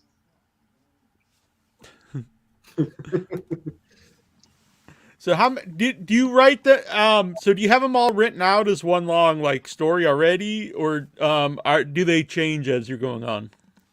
The Void. Yeah. No, that was all written. It was 5 episodes written out. Okay, so are they all filmed? Yes, they're actually all edited. Oh wow. So what's the are they coming out weekly, bi-weekly? Weekly, until they're done. Yeah. Yeah. I've had other friends who also told me a series. Obviously, you have it on YouTube, but a series is also a good way to go because so many streaming sites they need content, and a series is just more content. I don't want to put it that way; it sounds lame, but you know the idea of having a series it looks nice to different streamers instead of just a one-time movie. Then it's over. Yeah, I think that was a weird conversation I had with distributors. They talked about how genre films like mine are just they come and go now. You know what I mean? Like, you know, they were talking about like doing something with some girth to it, you know, and I'm just like, all right, well, you guys want to give me a budget, sure. And of course they didn't. But, you know, so thus why I'm doing YouTube. But, you know, but yeah, that's definitely. I think content is everything now, and it's just it's just like people want that like massive amount of it. Yeah, the term content is weird because sometimes it almost feels like what is it? It's just like stuff. Like it almost kind of a term that's like void of of like you know art. And it shouldn't be that, but just the term I don't really care for. Yeah, I don't like it either because content is like a 30-second TikTok video, and content can be like it could be like the next MCU movie. So it's like it's just right. It's very broad. Yeah, it's not even movie or anything. It's even beyond that. It's just it's something that takes up your eye space. Yeah, pretty much. The time is something Annabelle and I've talked about too, because I've had people say like you gotta put up under 1 minute videos, but then there's also like the huge podcasts like Joe Rogan and stuff are all long form interviews that are like 4 hours and 3 hours. So you know there are people who are into that, but. And I can't really wrap my head around just 1 minute videos. No, I don't like it. Like somebody just had a big conversation with me about it too. They were trying to urge me to do the short content, like the 1 minute videos. He's just like, doesn't matter how bad they are. Like, just try it. And I'm like, dude, I don't have the motivation. Like, so we have some YouTube shorts up, but like, I don't have the motivation to just go in that direction unless it was making me a lot of money. I just don't care. It's to me, and I'm not speaking for everybody. It's just to me, it's not what I do. Yeah, somebody else does it, cool, but yeah, I guess if you have a cool idea that is fun and under a minute, but I don't know what it doesn't really fit anything I think about. I guess. Well, it's all about that vertical video too. I just as a shooter, it's terrible. You just have this 1/3 of the screen you can't really use. It's kind of crappy. How critical is this going to be though? Because we're like all around the same age, so we grew up with everything being like this, but now it really is. There's a drive to have this content that is digestible through a phone, and is that going to become an important market to be like capture to just get your stuff out, to have people watch it, and where everything is TikTok, like sound bites effectively. Yeah, it's something that we're kind of like creators are going to be forced into to just exist. It is. Yeah. I mean, I see people now with like $1,000 gimbals and $6,000 cameras with like $1,000 lenses, and they're shooting vertical, so they can upload it on Instagram. And then it's just like, just take your phone. Can I still swear on the show? Yeah. Just take out your fucking phone. and film it. Like, you don't need all this stuff. Like, what do you? That's just it doesn't need to look good. Yeah. It's just some guy's just gonna go like this when he's on the subway. Yeah. That's it.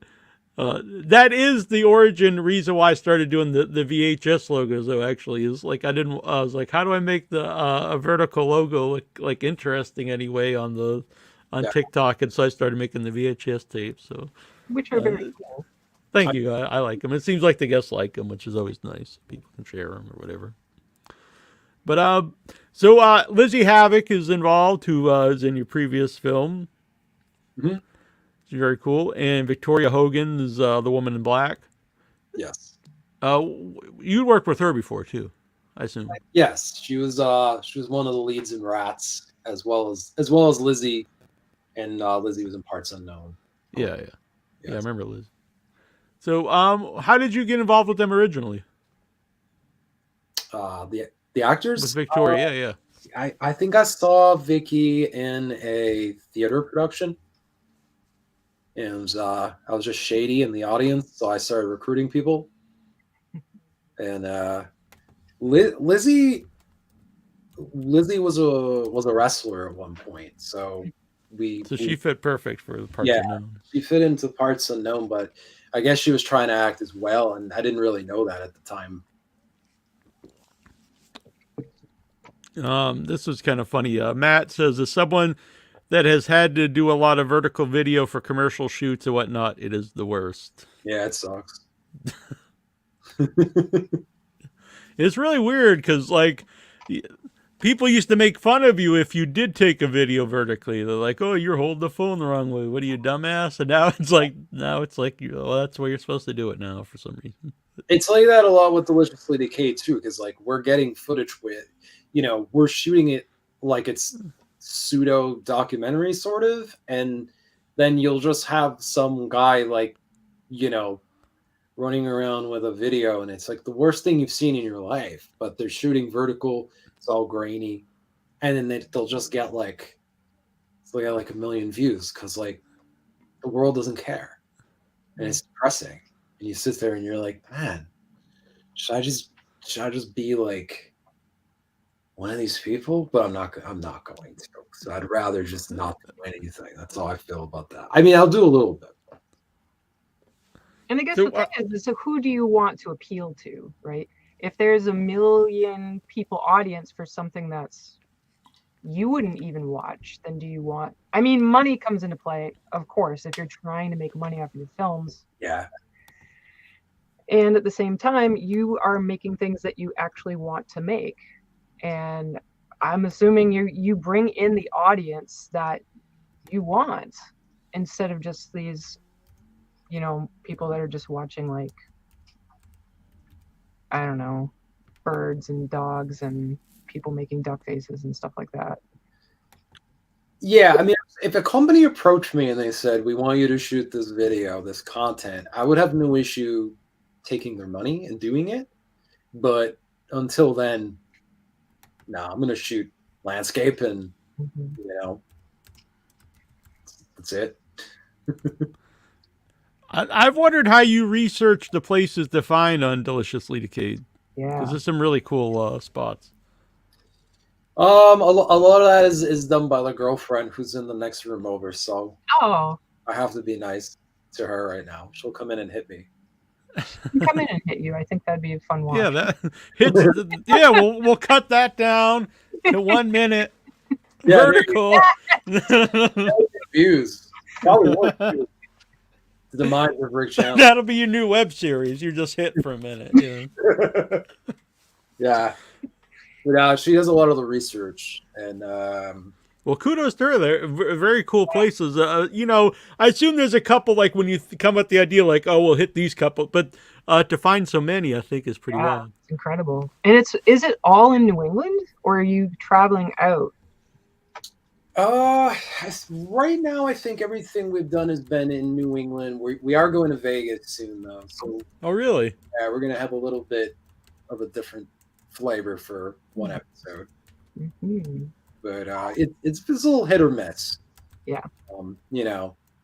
Unless it's very public, you don't really always know what's going to happen. Have you come into anything dangerous or strange? Has there been people in any places you've been to?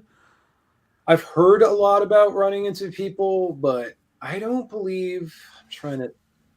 We have seen remnants of homeless or homeless communities, but we don't go into some of the riskier places. I feel like we don't go into a lot of buildings. Like, we have had run-ins with different law enforcement, but not too many sketchy people. Yeah. What do they do? Like, if the police, back in my day, when I was a kid, I'd run around and go into whatever buildings, Wentworth or bunkers and all this stuff. And if you were caught, it was kind of like, scurry along, children. But then when you're actually an adult, how does that get handled? Scurry along adult or? I mean, I think it depends on where you are, because we've had cops. I think they know we're not vandals, but they still, some of them have still given the third degree, like, like, what the hell are you doing here or whatever. And then but like some of them also have been cool. Like I remember in New Hampshire, like I thought I was so screwed one day in New Hampshire, because there was like a barbed wire fence and I cut my head on it. And it was very, very obvious that what I did, and the cop had, he flagged me down just to say I was parked I was parked illegally. That was it. Wow. He sees like blood down your face. He's like, yeah, you want to move that car along. Doesn't it like, hey, you all right, buddy? Or yeah. That was like New Hampshire though. I think like I think in Mass, like I've heard of people getting fined and stuff. And if they go in some of the state schools and stuff like that, they've gotten into trouble. Mm-hmm. So far, no arrests? No arrests, no. Just been kicked out a couple of times. Yeah. And we're trying to go for like the hat trick. So far, we've had local police and environmental police. So I'm trying to get like maybe the state police involved one time. You get the trifecta. Yeah. What are environmental police? What is that? That was near a reservoir. Interesting. What is it, like rangers? No, it was actual Fall River PD. Huh. Environmental police. Yeah. That's pretty. Yeah. How about any animals? Animals. No, shockingly. Yeah. I don't believe all this besides pigeons and roaches. Yeah, nothing. Yeah. Nothing crazy. Yeah, I get a lot of animals around me, and I'm not. His basement. Yeah, that's true. Something ate the nozzle off my gas can. I don't know what would do that. That's really weird. And a hole in the side. I asked the guy at the gas station, and he said that like rodents sometimes will eat stuff that has diesel fuel in it because it tastes sweet to them for some reason. But he never saw anything going for gasoline. Gross. Yeah, it has gasoline in it, so. It was one of those children from Crimes of the Future. Yeah, that's actually what I thought. Or what was the Crimes of the Future. Yeah, exactly. Sorry, yeah. Yeah, because I was like, what the hell would eat plastic? Like, very, very odd. Yeah, I went to fill up my my lawnmower, and I was like, I can smell gas as soon as I picked it up, and then it's like sloshing around. I was like, what the hell? Yeah. Other time it ate the knobs off my smoker, but I just assumed like the meat got on the knobs, but maybe it's just I have something that enjoys eating rubber and plastic. I don't know. Squirrels, perhaps? Do they do that? Yeah, I don't know. I do have squirrels that I've seen them. They ate my lawn chair completely. They pulled all the stuffing out. I'm sure they made a nice nest out of it. But yeah, I have a lot of animals around. Mm-hmm. I have a very cool abandoned train cart near me. Which I've actually wanted to go into it, but it's got barbed wire around it. Oh. place to visit. Yeah. I don't think we've done anything down the Cape. Yeah. So far. Oh, interesting. Yeah, there's probably some weird stuff all around. And I bet on the Cape, although the stuff that you go to looks like people haven't really been there a lot, but I bet there's some hidden gems on the Cape. Since it's probably not too many wanderers or. I've seen your photography is just phenomenal always. Absolutely. Do you ever go at night For the skulking around in buildings? Oh no, I think only once. Yeah. That might have an impact on the police response. Yeah, we do it in the middle of the day. Because I think at night is when you might run into a person, you might not or more of the animals too. Oh yeah, raccoons. Even just skunks and stuff. Yeah. I unlike other people, I usually bring a lot of stuff with me too. Like I'm trying to actually shoot in there. Mm-hmm. I'm always paranoid about tripping. Oh yeah, right. Or people stealing your equipment. Too, but yeah, we don't want that. Yeah, Annabelle's always like when we do dinner and movie stuff. Oh yeah, you just don't leave your camera around these. There's obstacles that people would have to cross. I just meant just people ripping it off or something, but it could happen. Some of these places we don't really know that much about them. Yeah. There, so sometimes they're sketchy, and sometimes they're in the nicest areas, and it's just not what I expect at all, and weird. So, does she just look this stuff up online? Now, I am curious about that because, like I said, I think some stuff you could probably just look up, but I think I don't know where you'd go about looking up some of the more obscure places.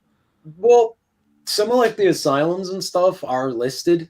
You can find that on websites, and then some of them are still in use or they're patrolled, and there are communities on Facebook where you can go, and we try to use deductive reasoning. If people post a bunch of things from one area, we now pinpoint that okay, this is in this area, and then it's kind of like we have a map and we just start to fill it in. And sometimes we can never figure it out, and sometimes we'll just be driving by and say, okay, that's got to be what this was, because how many things can be abandoned in this town of 30,000 people. So sometimes it's just figured out and sometimes it isn't ever. So for The Void, the first episode's 10 minutes and the second episode's 7 minutes. Is there any or each episode just whatever feels right, for that chapter? Yeah, pretty much. I think 10 minutes is probably the average. So once all 5 episodes are up, what's the idea to do with it? Would you just leave it as a series up there? Would you ever put them together for, I don't know, a physical release or anything like that? I considered maybe doing a cut for some kind of a festival run, but I'm not sure. I was kind of gauging that off of maybe what people thought. Yeah, see how they take to it. The festival run would be interesting because so it would probably be a runtime under an hour. Yeah. So I know that's a weird thing to sell a physical release when you start to get under the 85 minutes. But at the festival, I think it's a benefit because it's easier to schedule stuff that's not really, really long. Yeah, I've had that issue with my features. Is they can't fit them in. But short. Yeah, I think it's time I shoot an 8-minute short or something, just because it's been a while, just they have time to play it. Yeah. Doing this series though, because you said you had the 2 movies in 2020. I assume a creative person that was that's gonna be hard not to do anything creative for a while. So as doing these, it's an outlet for your creativity. Yeah, I think without the web series, I would have done nothing. Yeah. We did a short, Rats that I mentioned. That was right at the beginning of 2020. And then, without Deliciously Decayed, I think it would have been weird because I just would have been sitting on my ass a lot. I still don't know what people are doing because people are so weirdly kind of to themselves. So like, I still don't really know what's going on all the time. I see people kind of coming out of their shells a little now, so we'll see. Maybe it'll change a bit. But. Well, kind of when you mentioned that, when I first met you, like almost all those group of people, I don't think make stuff anymore. Or if they do, like they no longer get along with certain people, and I don't know. it's weird. It's a weird thing. Except for Alexander Hawk, he's blown up. He's blown up? Yeah, he's doing all kinds of stuff, but yeah. That's good. Yeah. Other people disappeared? Yeah. Okay, yeah. I haven't seen all that much activity from a lot of the people that I used to act for. Yeah. I haven't really looked to act because I started shooting video with the Void, and it's just becoming impossible to do it all. But yeah, a lot of the people I used to act for, I have no clue. Like I just lost contact with people. Yeah. Not intentionally in some cases, maybe a couple. Yeah. Cases, but yeah.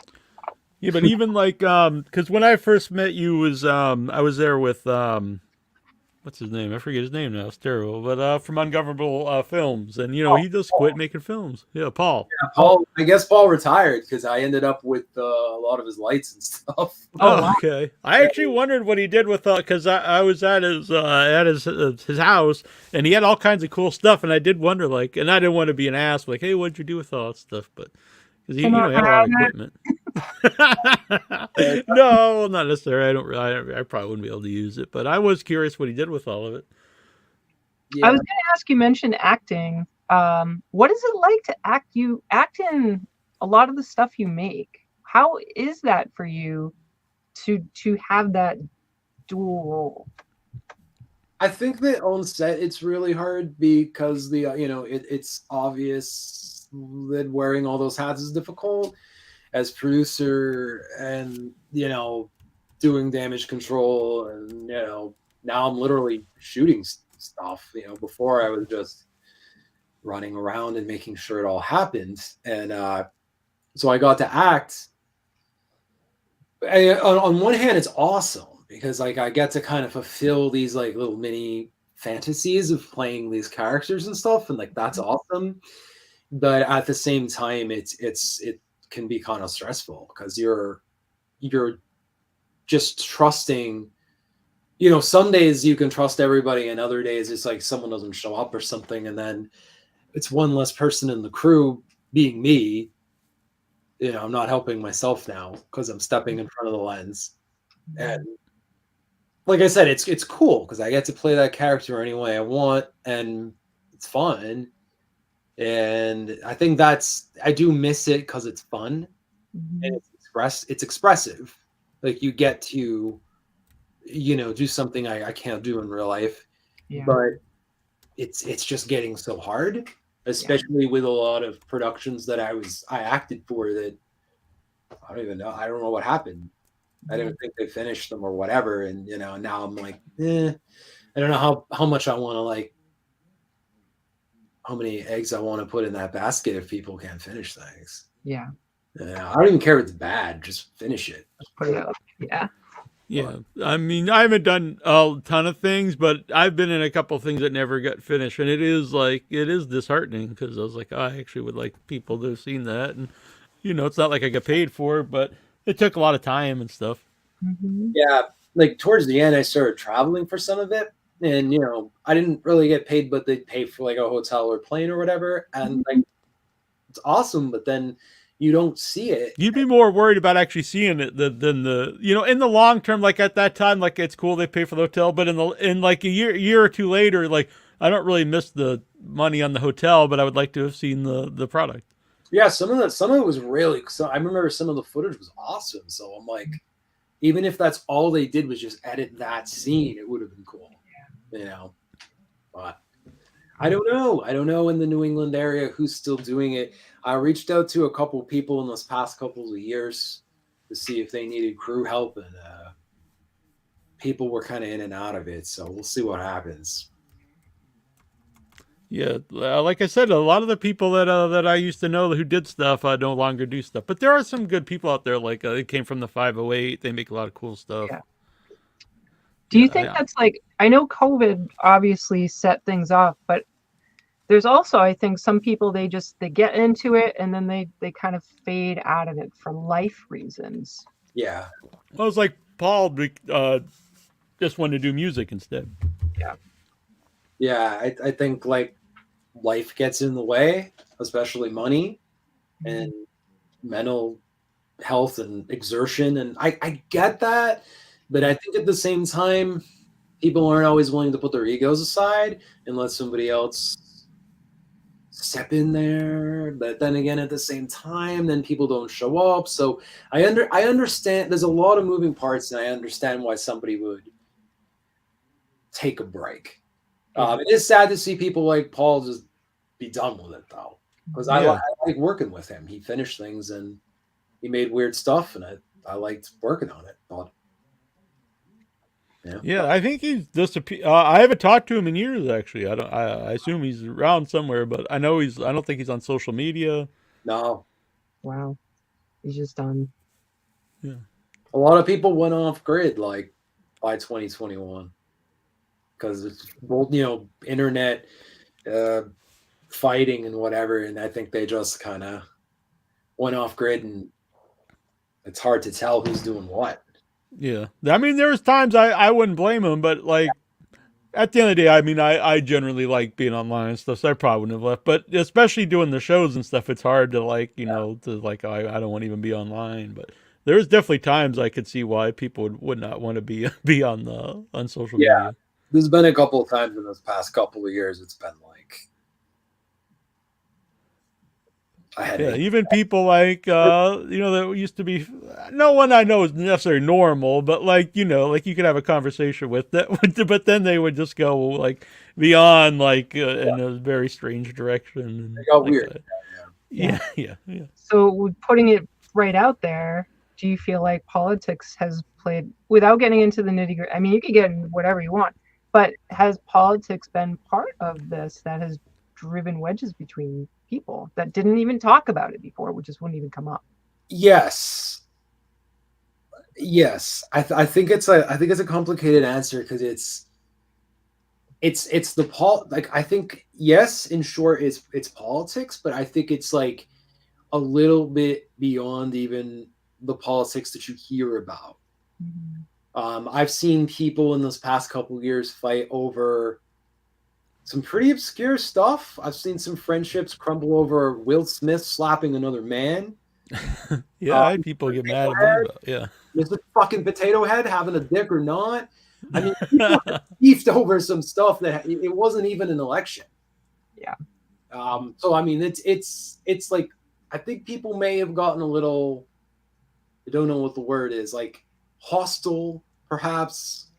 Maybe the roots of that stem from regular politics, but they've gotten hostile now over these other situations. Like AI is another talking point that people have gotten very like just willing to lose friends over as though it's some kind of like social issue. And it's like, it's AI, like you can have an opinion on it.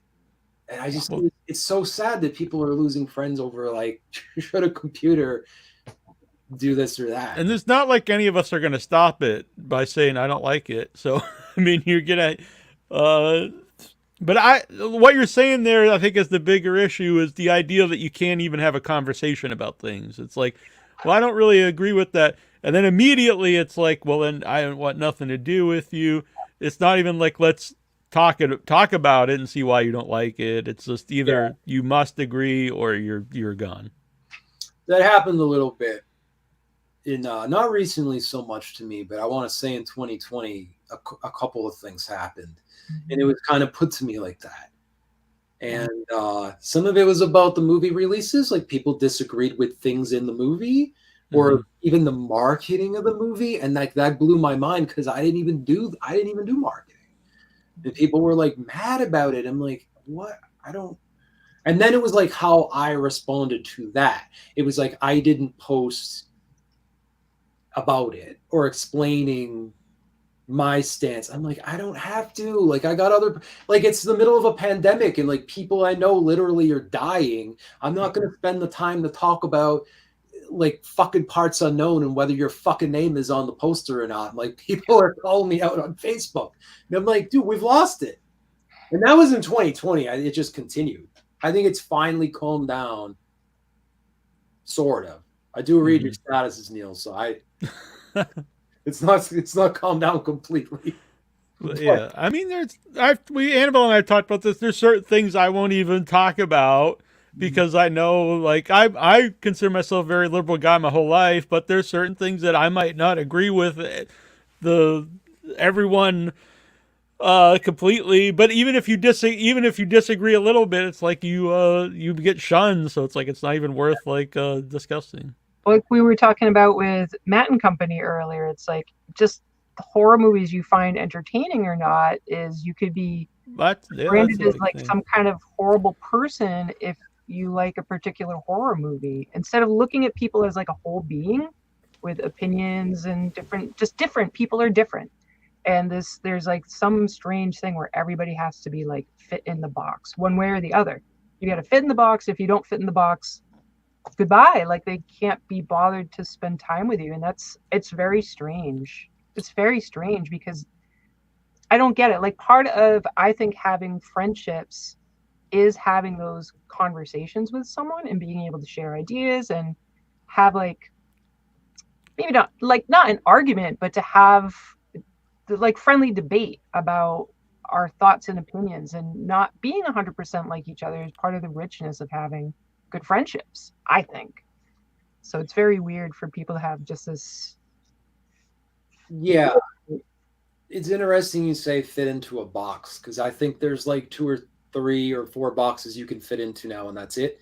Mm-hmm. And if you don't, you are disagreeing. And if you disagree, you kind of have to be eliminated rather than talk to. And that's, to me, it depends on, it's like if the person isn't saying something wildly inappropriate, I feel like there's usually room to have a discussion. Mm-hmm. But like, again, like when Parts Unknown came out, a lot of people said to me, you're going to get a backlash, but it'll be good because we'll use that for marketing. And they were right up until that lockdown. And then it was like, you saw the horror reviewers being like, does Rick Chandler advocate violence? And I'm like, yeah, every horror director advocates violence and wants it to happen in real life. Like, why? Like, that used to be like what people who were just against horror movies would say about people who, not actual people who make or fans of horror movies would say. Fans now, that's the weird. Yeah. Like, I don't know like it's a strange climate, and I could see people being almost intimidated to make horror in this past couple of years, because if you kill somebody too brutally, does that mean that you're degenerate? Yeah. Or what they said about Parts Unknown is, does this movie advocate violence against women because of the women dying in it? And I'm like, a lot of guys die in it, and one of the main killers in it is a woman. Mm-hmm. Like, so I don't think it's topical to this at all. It's weird. It's just weird, but people, again, they tried to fit it into this box of, does it have this deeper meaning? And it's no. Like, it's just a fucked up movie. Well, just about basically every horror movie or even action movie, anything, if everyone who made those movies were like, this is how life should be, they'd all be like totally insane. Obviously, people don't make this and like, this is how I envision the world should be exactly like this. Like, even something stupid like Friday the 13th Part 5 or something to be like, this is how I envision the world. Like, this is my worldview. I don't know. Well, do you think that maybe they're a little bit harsher towards independent artists because you wrote it, and if they watch something on Netflix, it's like distant? There's a distance, but like they can contact me, like I'm a real person, so I might feel this way. Whereas the writers, these quote unquote professionals, they don't feel that way. They just want to make money, I guess. Yeah. Yeah. So, Matt, I agree with this. I think we all agree with this. I love talking to people about movies I love and they hate, and vice versa. It's just fun. It was really fun ragging on Skinamarink until I think I was too mean and she went away. Well, I will let you know. Yes. She does not. She's totally fine, and she's going to be on cool. the show. She's going to be on the show Yay! on the 22nd. So. All right, yay, cool. So that is great. That's what I like to see. Now they can come on and they can be like, this is all the things, and I could be just like super ignorant and went to see the movie and didn't. Right. No, it's cool. You still might not like whatever. It's and fine. Maybe I won't like it. And maybe I will like it. That's that conversation with someone about their thoughts. Yeah, along those lines, that's like those. We've talked about this off air. When people post like, if you don't like blah blah blah, or if you like blah blah blah, unfriend me now. Those posts are always like super annoying to me. Yeah, like if you don't like spam, unfriend me now, or not spam, but something really stupid. Yeah, what was a decisive movie that came out in this past couple of years where people said that about? Like if you, like Terrifier 2 came out and people are very upset about that. Okay.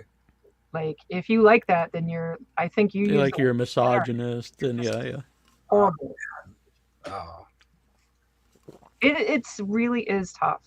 But I don't know.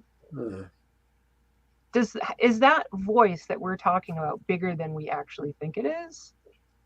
No. It's the I don't think it's the average. I think the silent majority is fine. The problem is they're silent.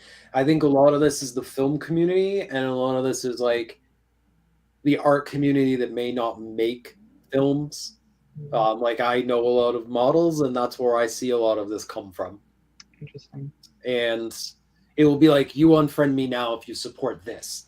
Yeah. And it's just like, I'm like, man, it's like a movie or something too. We're talking about, not even politics. Yeah. And obviously everything's like, obviously, like if you support something, like we understand that. I won't say anything really crazy. If you support violence to dogs, unfriend me. Like I would understand that, but like actual violence. But not just something like if you support liking whatever movie, Terrifier 2, like that's just crazy. And maybe people have an opinion about different movies that this is misogynistic or this is, but is there like a hard fast rule that this exists and therefore everybody associated with just evil? Like David Howard Thornton is a pretty freaking liberal dude. You go to his posts and they're uber liberal and very, very. And it is weird though, because it does put I respect him for, because it does put off a lot of his fans. Not a lot of fans, but there are fans that it does. But he doesn't back down, and I appreciate that. And he's in the movies, right? I know he gets a pay for it, but I think it's very clear that as an actor, he really enjoys being in that role, and can see that this is a work of fiction. This is fiction. He is an actor in a movie. He isn't like in this role proclaiming that this is his philosophy. Like Neal was saying, this isn't my philosophy of life. As I'm in a fictional movie. Yeah. I mean, I watch a lot of crazy movies. If they were all just things, I'm like, hell yeah, this is what should be going on. I think this got to the weirdest point in 2020 when some of my actors were, and I actually agree with them. I don't think they're being irrational at all. They were afraid to promote Rats, which wasn't even a very hard R, because they were afraid that, so there was multiple characters in it. Some were smarter than others. Some were women, some were men.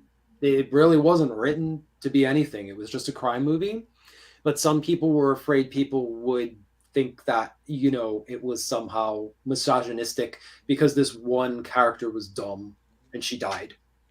And I was like, that's one character though. But she had a point, and what she was afraid of was people from the acting community saying that she should not have accepted the role because it made her look weak. Oh, wow. And I was like, I could totally see people saying it though. And I was actually afraid to post the movie in the newenglandfilm.com and in those types of groups, because these dudes would come at you and they'd be like, "Oh, another one of these fucking movies. Why fucking bother? Like, what's this violence?" And I'm like, "This is my tamest movie. You could watch a movie worse on Netflix today, right now." I'm like, it's just because I'm an indie artist that you feel like you could say this to me. Because if you watched, I don't know, I'm trying to think of something that came out, but what was popular on Netflix? Like, I don't know, somebody died in it. The Birdcage was popular a few years. That was probably years ago, I guess. But I'm trying. I don't really know what's been popular. Well, they even did like stuff about serial killers lately and Serial stuff. killers, I mean, that's pretty. Yeah. Nobody batted an eyelash to that. No one cared who died on it because it was Hollywood. They weren't like, I bet that director's like, I bet he's murdering people behind the scenes or bullshit. I think you really make a good point that you are accessible. Maybe people do have feelings about like the serial killer movies, etc., but they're not accessible. You are, so they can. And I do think this works both ways. This is not one political group more than another. I think there's outrage all around, and people do just want to. Social media has made it so it's just natural to just blah. Yeah. Anything you think, anything you feel, any given moment, and you can be a target for that. And what are you going to do? And I think people reading into it, they don't read every comment. So I think they might jump to conclusions that it's, and here's the mess up part. There probably is a lot of posts that are very legitimate. Like people probably do say messed up things and get called out.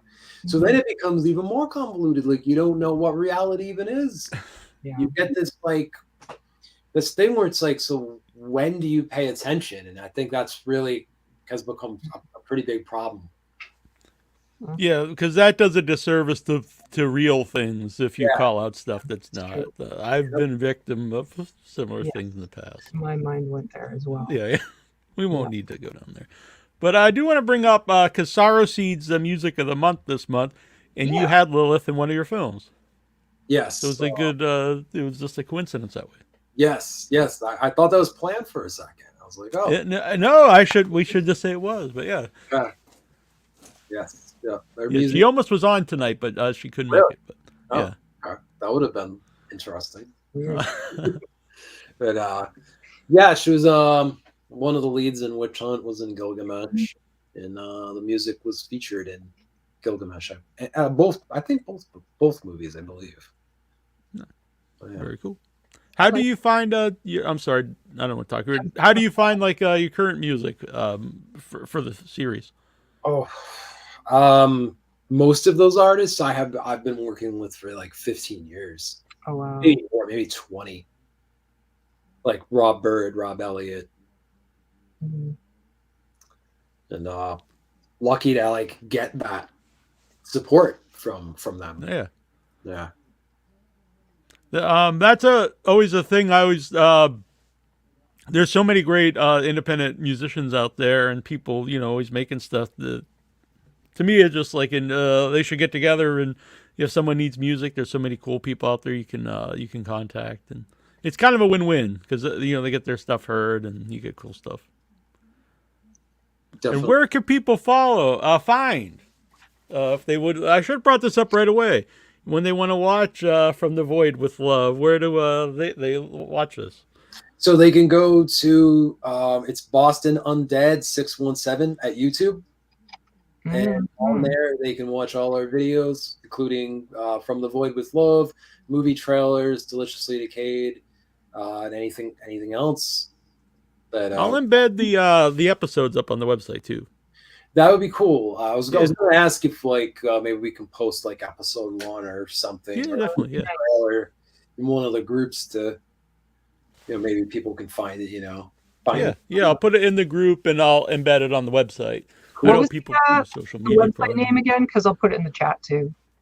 It's Boston Undead 617 YouTube channel, and if anyone wants to sign up for the free newsletter, it's bostonundead.com.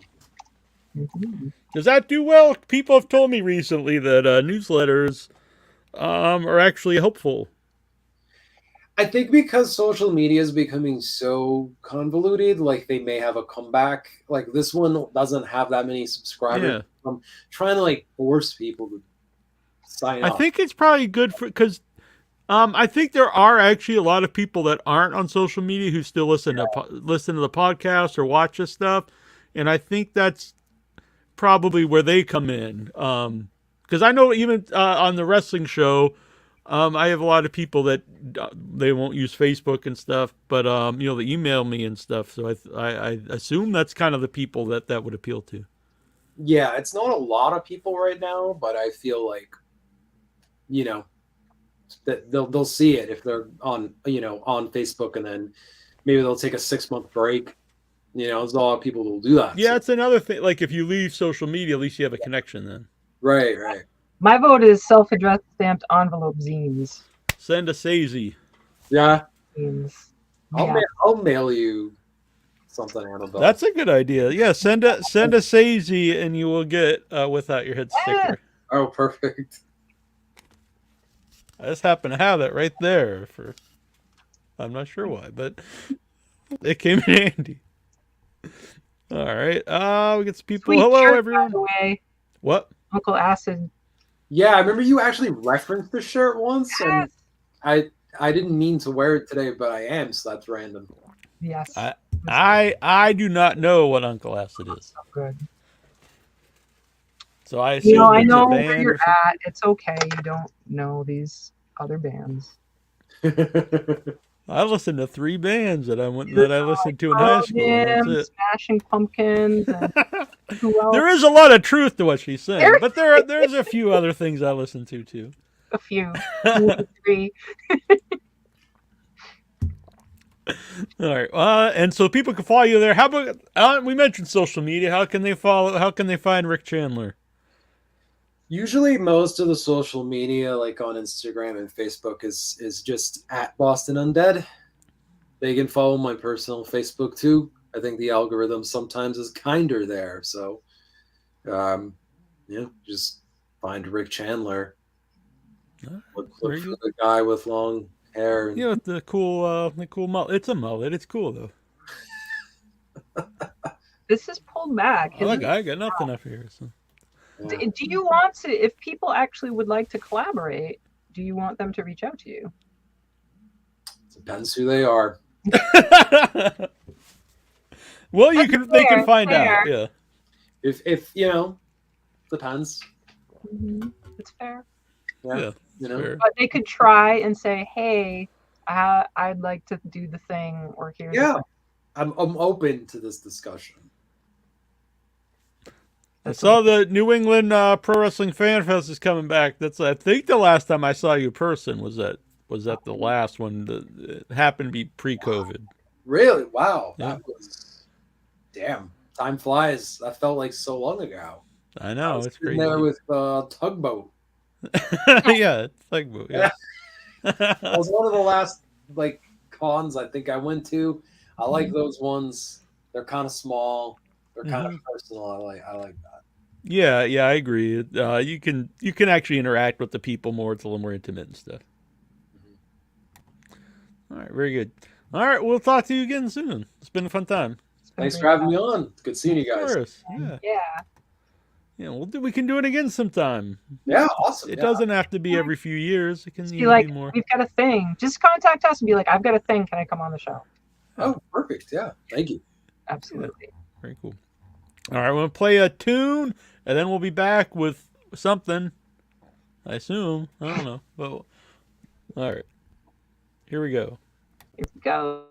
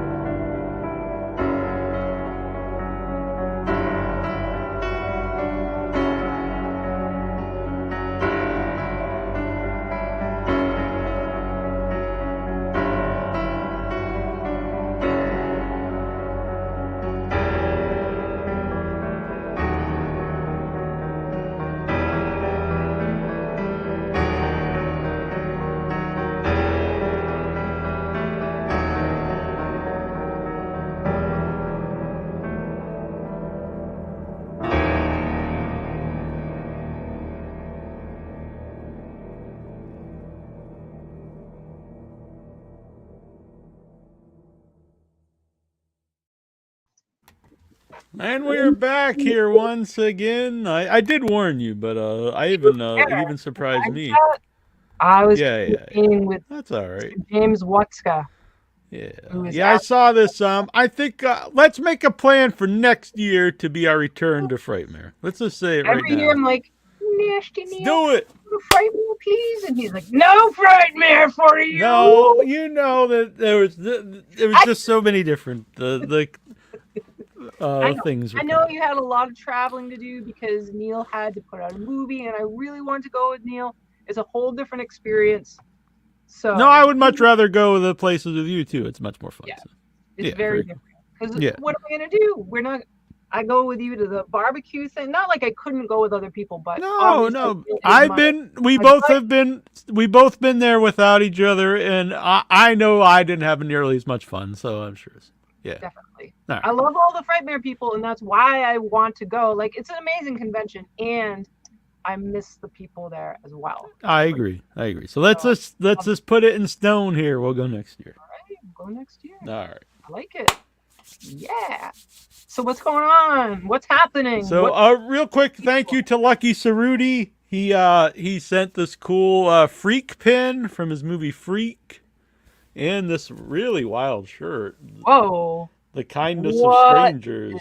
That. I love it. It's very graphic, and it's just I like even just the shirt is well made. It's very cool. Crazy. And he sent What's this called? The Kindness of what? The Kindness of Strangers. And he sent me an autographed copy of Uncle Sleezo's Toxic and Terrifying TV Hour, and we played this once for a movie night. It's a feature anthology. I love it. It's a feature anthology, and it's got fake commercials. It's really well done. Micro budget movie. I loved it. So I've been trying to help him. I don't know if I succeeded in helping him. I was trying to get him. He was trying to get that played at Coolidge After Midnight, but I know he is doing a tour of the movie. Cool. So check out Lucky Cerruti, and I'll put up some links. As if I don't know how to spell. Yeah, it's I don't know even how to spell it offhand. So let me look up Lucky here. Lucky Cerruti. So it's Lucky, and then the last name is Cerruti. And go to deadvisionproductions.com. What? Go slow. C what? Cerruti. Lucky Cerruti. That's quite the name. Uncle Sleezo's. Yeah. He's a really cool guy. Multiple time guest on the show. Very cool. Oh my goodness. This picture of him on IMDb is awesome. He's got like this is very silly. Yeah, he's the very. We'll get him back on sometime. I think you would really like him. He's a nice guy, and I really like his movies. Super low budget, but just really well made. Lots of crazy gore, very fun. This one, I like Freak a lot too. Freak we actually played at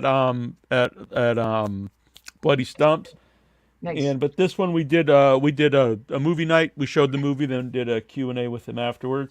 But really cool. It's an anthology, and it's hosted by this really creepy uncle. And he's kind of the crypt keeper of the deal.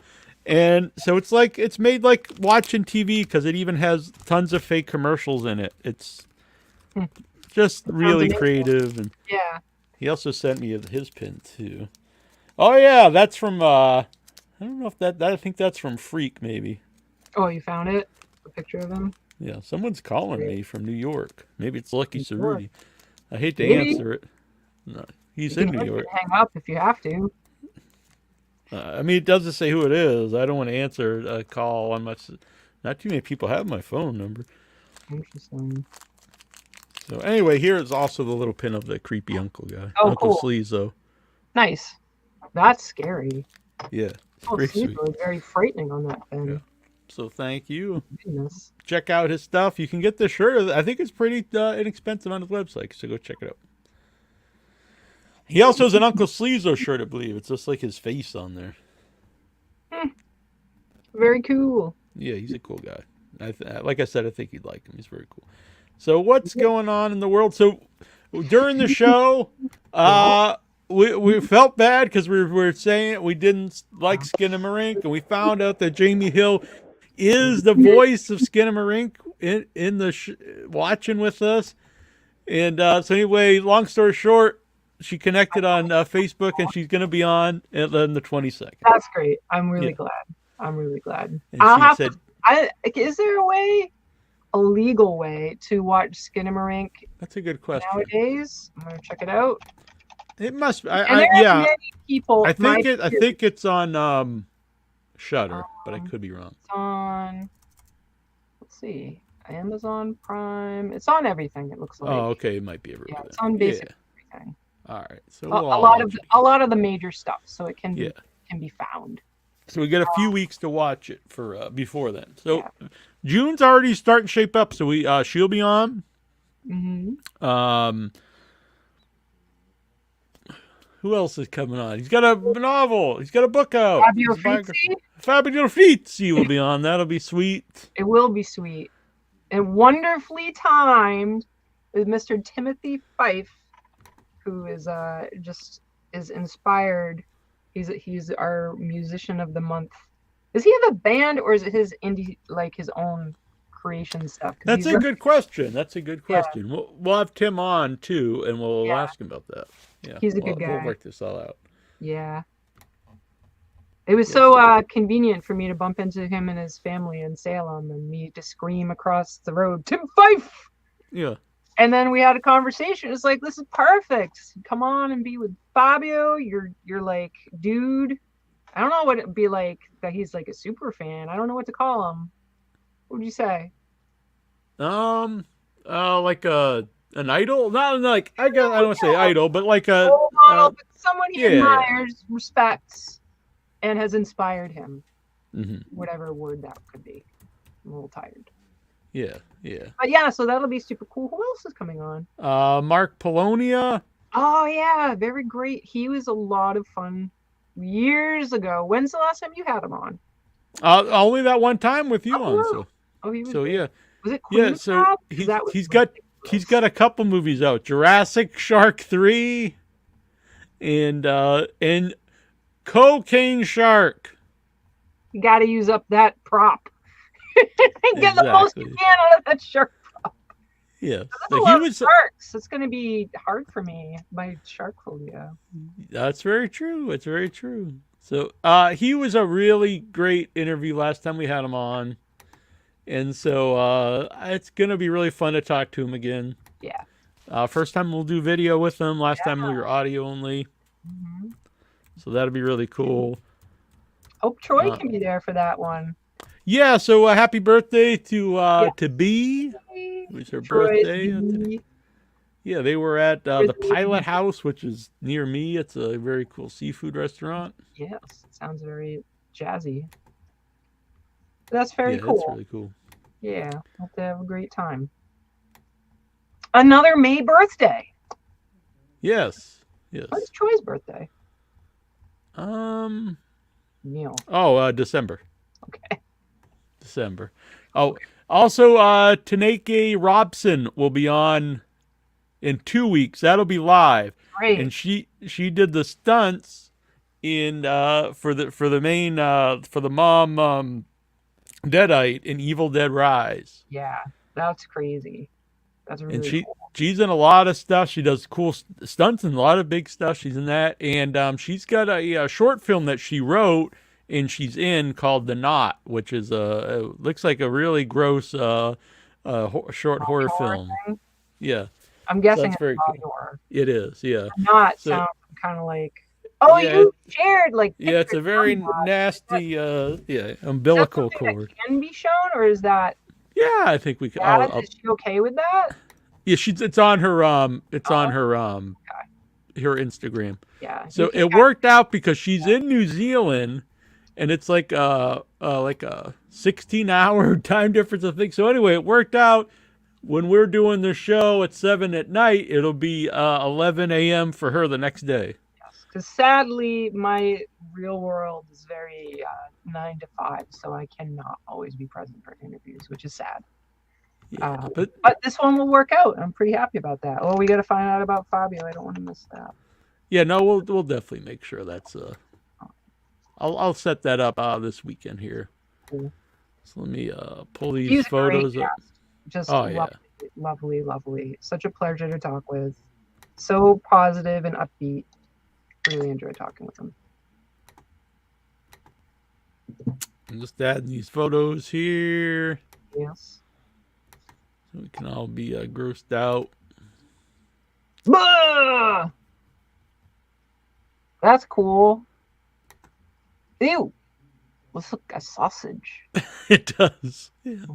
Yeah. Maybe it's just the New Zealand sausage. Oh, so instead of like the bloody sausages of Europe, there's just like raw sausages of the No, New outback. Zealand. Yeah. It's like their New version Zealand of or haggis. Australia? They're very different. New Zealand. New Okay. Zealand. All right. Yeah, I have a friend in Australia. I remember her telling me, like, well, they say fish and chips, and we say fish and chips. And I was like, oh, okay. Lloyd Duff. I saw him the other day. He posted, Uh-huh. he like commented on something. It's always nice to see Mr. Lloyd Duff of Australia. Yeah, that's very cool. I saw him commenting to some too. Might have been something we were both tagged in. I Then. think that was probably it. So Yeah. howdy to Lloyd Duff. Yes. He's quite So I mentioned earlier the Serbian film on New Village Video. That's very cool. We're gonna try to watch some stuff on we've seen Serbian film obviously, but very cool for them. But we're gonna try to watch some of their more obscure stuff. It's cool. Yeah. I was going to ask though, so they have this super uncut Serbian film. Have we seen that? That's honestly I don't know because I they've put out several versions of Serbian film, so we may not have seen it. Well, I'm very curious. Yeah, I'll be honest. I tried to get the main star and the villain on, but I'm not successful. I'm not even sure they speak English due to the show either. So. Oh, well, fair. Mm-hmm. Or maybe they don't even want to be associated with the movie anymore. I have no idea. But, it's possible. You never know. Yeah. Hmm. So our buddy Justin Bernard Head, he's got 6 episode of his horror series Dark Signals coming up, and it's got so he's got different directors to do each episode. So he's going to do one. Vince Nutt, Bobby Jaragua, and Ayrton Carrasco. But either way, we all love Justin, and looking forward to that. I don't think you've spoke to Justin yet. Him yet, but I've seen him. I was it was a day where I was really too tired to be on the show, and you guys were doing the vampire countdown. And all right. Yeah, we're gonna do another 13. Yeah. Why is he only around for the 13? Well, he can come on anytime, but he literally, this is how he became our list guy. So he did a list with us one time, and then it came about that he actually already has lists of all kinds. He writes them up. He's written them up for years. He keeps a list of his favorite, all these different things. Oh, wow. So we're like, well, you've got to be our official list, man. Sounds like. But you would like. What's the future list going to be? I'm wondering. Well, someone brought up villain. We did villain years ago, but like things change, and then we did best villain. Now. So that would be a fun one. Yeah. What about villains of the past 10 years? We actually did that. We did Decade of Decapitation on 2021, and we did for the last But that would have been cool. But we did that one. But we could do one of all time. We'll figure out. And people out there, if you have any ideas for fun lists, like throw them out there on the group. We have to start thinking about how to include people in after show. If we have, let's say we roughly have, like, what is it now? 10:15? We have roughly like a half hour, 45 minutes or maybe longer of after show. Or we can be tackling the deep topics like UFOs, ghosts, Ouija boards. It doesn't have to all, like, I think sometimes there is a lot going on to talk about with, like, people's opinions getting very a pain in the ass.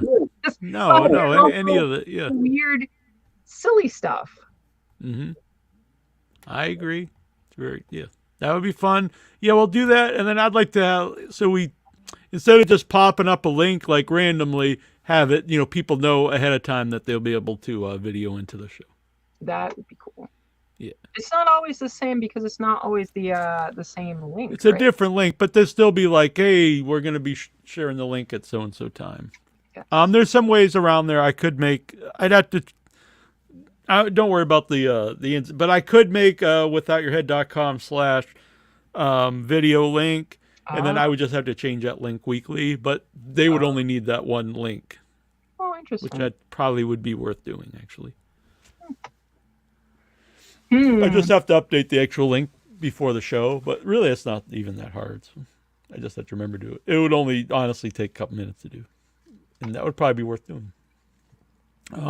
I saw David Patrick Kelly's doing his first ever convention. If you don't know the name offhand, he's the guy from the Warriors who goes, I did see that. come out to play. He's in a bunch of stuff. Yeah, he's in Twin Peaks. Mm-hmm. So that's really cool. He's going to be at Mad Monster Party. Oh, he is going to be Mad. Which one? The Carolina one? The one coming up in Arizona. Phoenix. Yes, Yeah, Phoenix, yeah. Arizona. Oh, very and hot. speaking of conventions, that one's like in the distance, but Texas Frightmare is this coming weekend, I guess. Oh, wow. Yeah. It's So, got a loaded lineup, too. I know. Thanks. But they always do. Nah, they don't always have John Carpenter No, it's true. and the cast of The Thing. No, I don't know. Yeah, that starts tomorrow, the 26th to the 28th. So I don't know how many of you can boogie out to Texas, but if you're in the area, or if you're like money is no object and you just want to cruise on over, you freaking do it. Yeah, Sam Raimi? I know. You have to read the list. Everybody look for yourselves. Or I can like plug my ears and Neal can read. No, that's cool. Yeah, look for I don't wanna yourself. be It's a reminded. really loaded lineup. I like to go. kinda like I need to really- get some new. Look, I got a lot of cool shirts like this, but I get a lot of cool horror merch at the conventions too. So ones that you can't get anywhere else. I literally cannot hear you. All set? Mm-hmm. Ow. Yeah, don't hurt yourself. I didn't want to hear about all the All amazing. right. But it Boogie- will be an amazing Texas Frightmare weekend, and everybody that can go because it is like packed, and it's a great convention. Yes. So much stuff. The 100%. vendors are amazing. It's just great. I love it. It is my favorite. We have no like tie to them. I mean, we have done them, but it's not like. Yeah, not like personal, like a personal friends with the guy who connection. runs. I don't think I've ever actually even met the guy. I emailed with him, but I don't think I've actually met him in person when we're there. So I mean to say, I guess there's no bias. No one's like promote Texas Frightmare. It just is great. It's great. I love it. Yeah, it's a loaded show. In my opinion, the ones we went to, it's the best movie festival at a convention. People actually attend it. Yes. I've been to other ones where it's really just an afterthought. It's almost like a place for people to go rest during the convention. That's actually sad, but yeah, they actually promote it, and people are there, and there's good stuff there. Loaded, the guests obviously, and great vendors. Just in a great area because I like barbecue. Cool. Yeah, it is cool when because it's a Dallas-Fort Worth area, and then we went to way back in 2017, Deep Ellum, and it was like it was a place that looked like it used to be pretty depressed and struggling, and they kind of are, I guess, gentrifying it. But they had some really cool restaurants. There was was he a juggler? Magician? He was a magician. Yeah, he was. Yeah, that guy was real. No, this is a really cool area. Definitely. Yeah. The murals were like amazing. That was a really good time. Mikey B, I haven't had a chance to catch a live episode of Without Your Head in a long time, and it's so fun to hear you talk about movies and events. Thank you, Mike Bessler. Cool. I hope you are able to tune in more. Yeah, Mikey B is a good man. He had some health issues, and so that's good to see him doing well. I don't know if you know this name, Kenneth Anger, that has passed away. No. He made so he did all kinds of crazy stuff. He was pretty old, I think, when he, let's see, was it I can't see. He was old and he just died, and he made all kinds of crazy stuff. He did a book called Hollywood Babylon, and it's like an expose. He like worked with the Anton LaVey. Oh, really? Yeah, and he's just made all kinds of crazy. I honestly haven't seen it, but it's infamous, and it was very weird because the other day I actually put on like a documentary about him, and then he died. Oh, wow. Yeah. So That's sorry. very yeah, Well, well, that's maybe sad, he but died yeah. a little while ago, but it wasn't in Right. It wasn't. Yeah. Post. Look Yeah. out. I'll bring Yeah. about your death if you're not. I wanted to tell you, was earlier today, someone had emailed me about they're putting out a Grand Guignol book, Oh, interesting. and it was a local person in Massachusetts, and Colleen actually had sent him our way. And so anyway, he was wanting to know if he could come on and promote the book, and I was like, yeah, that'd be fun. And then I told him about we went to the Grand Guignol, Yes. and so I sent him the link. He wanted to watch it, so. Very cool. It's very cool. And thanks, Colleen, who was, she's going to start doing some reviews on the website, some movie reviews. Very, very good. Yeah. So Diablo Joe, he was like, I hope I'm not. I said, no, Diablo Joe, you're not. You're our lead man here. But is he worried about getting bumped? He was just joking. But we get so many screeners that it's I feel guilty sending them so many, and I know you can only do just so many at a time, and I also don't want some of them to not get reviewed and stuff. So anyway, we're adding some people on the website to do some reviews. Colleen and AJ Zyla, two friends of the show. Really? Yes. Is it Zyla or Zilla? I think it's Zyla. Oh, I think this was actually one he told me I had right. Interesting. And it's one of the few. Because I thought it was like Godzilla. AJ. Right. Yeah. Oh, that's cool. I know he's been a big fan of the show for years. Yeah. And we met him. That's how he got in the show. In Syracuse. Yes, that's right. We were at the Human Centipede triathlon. I can't use words today. I like it. I like that it would be a triathlon though. There are a lot of legs in Centipede. Yeah. Could he making that work? So I want to see Human Centipede try to do a pole vault. That would be cool. Be like the old track and field game. The old track and field game with Human Centipede. Because that would be. It's like that thing about how would like an alien wear pants or whatever. Right, or centaur or something. Yeah. Or centipede. Let's just go with that. Or either way. No, I was saying centaurs. But yeah. Would it jump over? Oh, interesting. If here's the yeah, here it is, and then here's the pole. Mm-hmm.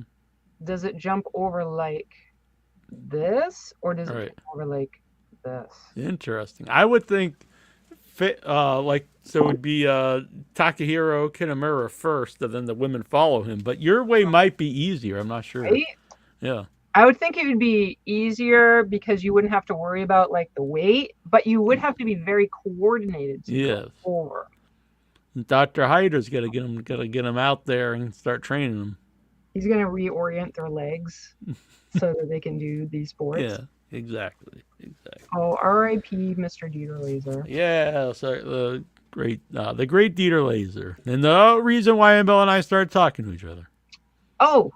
Did you know? I don't know if you saw that Jorg Buttergate and Lawrence Harvey. Yeah, and Lawrence, over in Europe, which is pretty cool. Very cool. Yeah.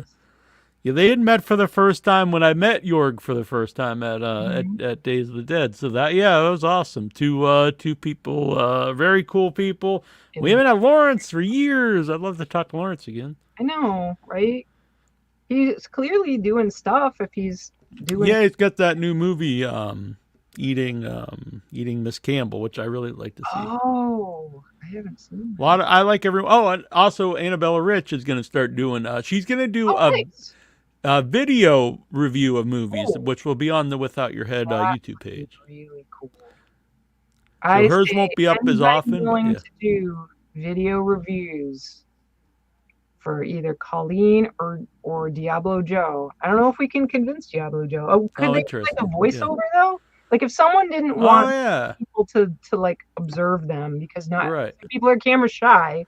Yeah, almost like an audiobook, and they could just set it to like some stills of the movie and stuff. Yeah, that would work. Yeah, we'll look into that. That's a good idea. Cool. Yeah. I could also put it up on the podcast. Would be cool too. Yeah. I don't know, because they're very like essay form. Right. Yeah. So I mean, you could do them both. You know, they'd still be written up there and stuff. So. Well, I think that would be great. So I think it's very cool that Annabelle Rich is going to do it like that. Yeah. I think that will be excellent content. Yes. Yeah. Exactly. And she'll be on the show soon too. That one we might have to record too because of the time difference.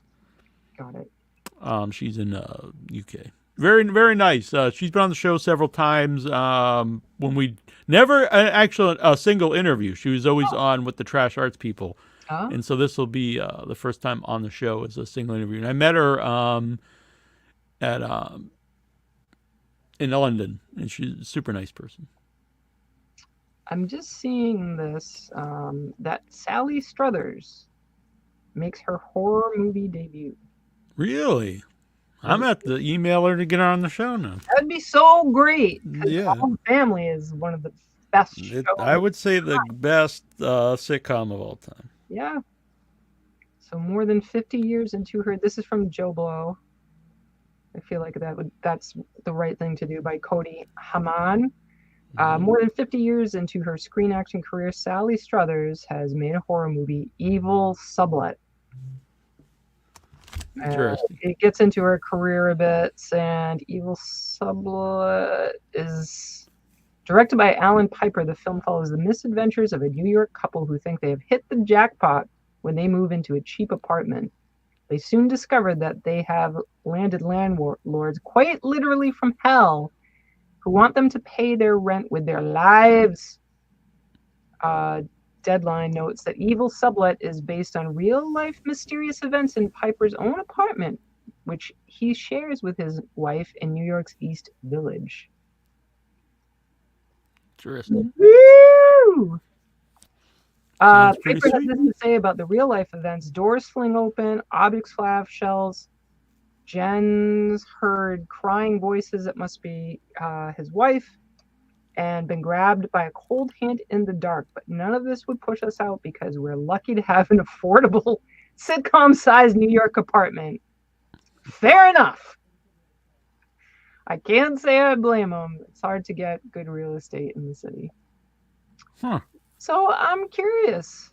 Yeah, that's pretty awesome. Oh, Struthers added, I'd rather be part of the scaring than be scared. Horror films frighten the poop out of me.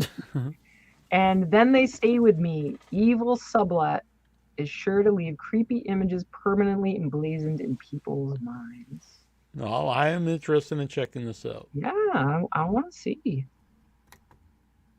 I'm wondering. It kind of like it sounds like that would be a horror comedy, right? Maybe, maybe it's not. It doesn't seem to really say. So,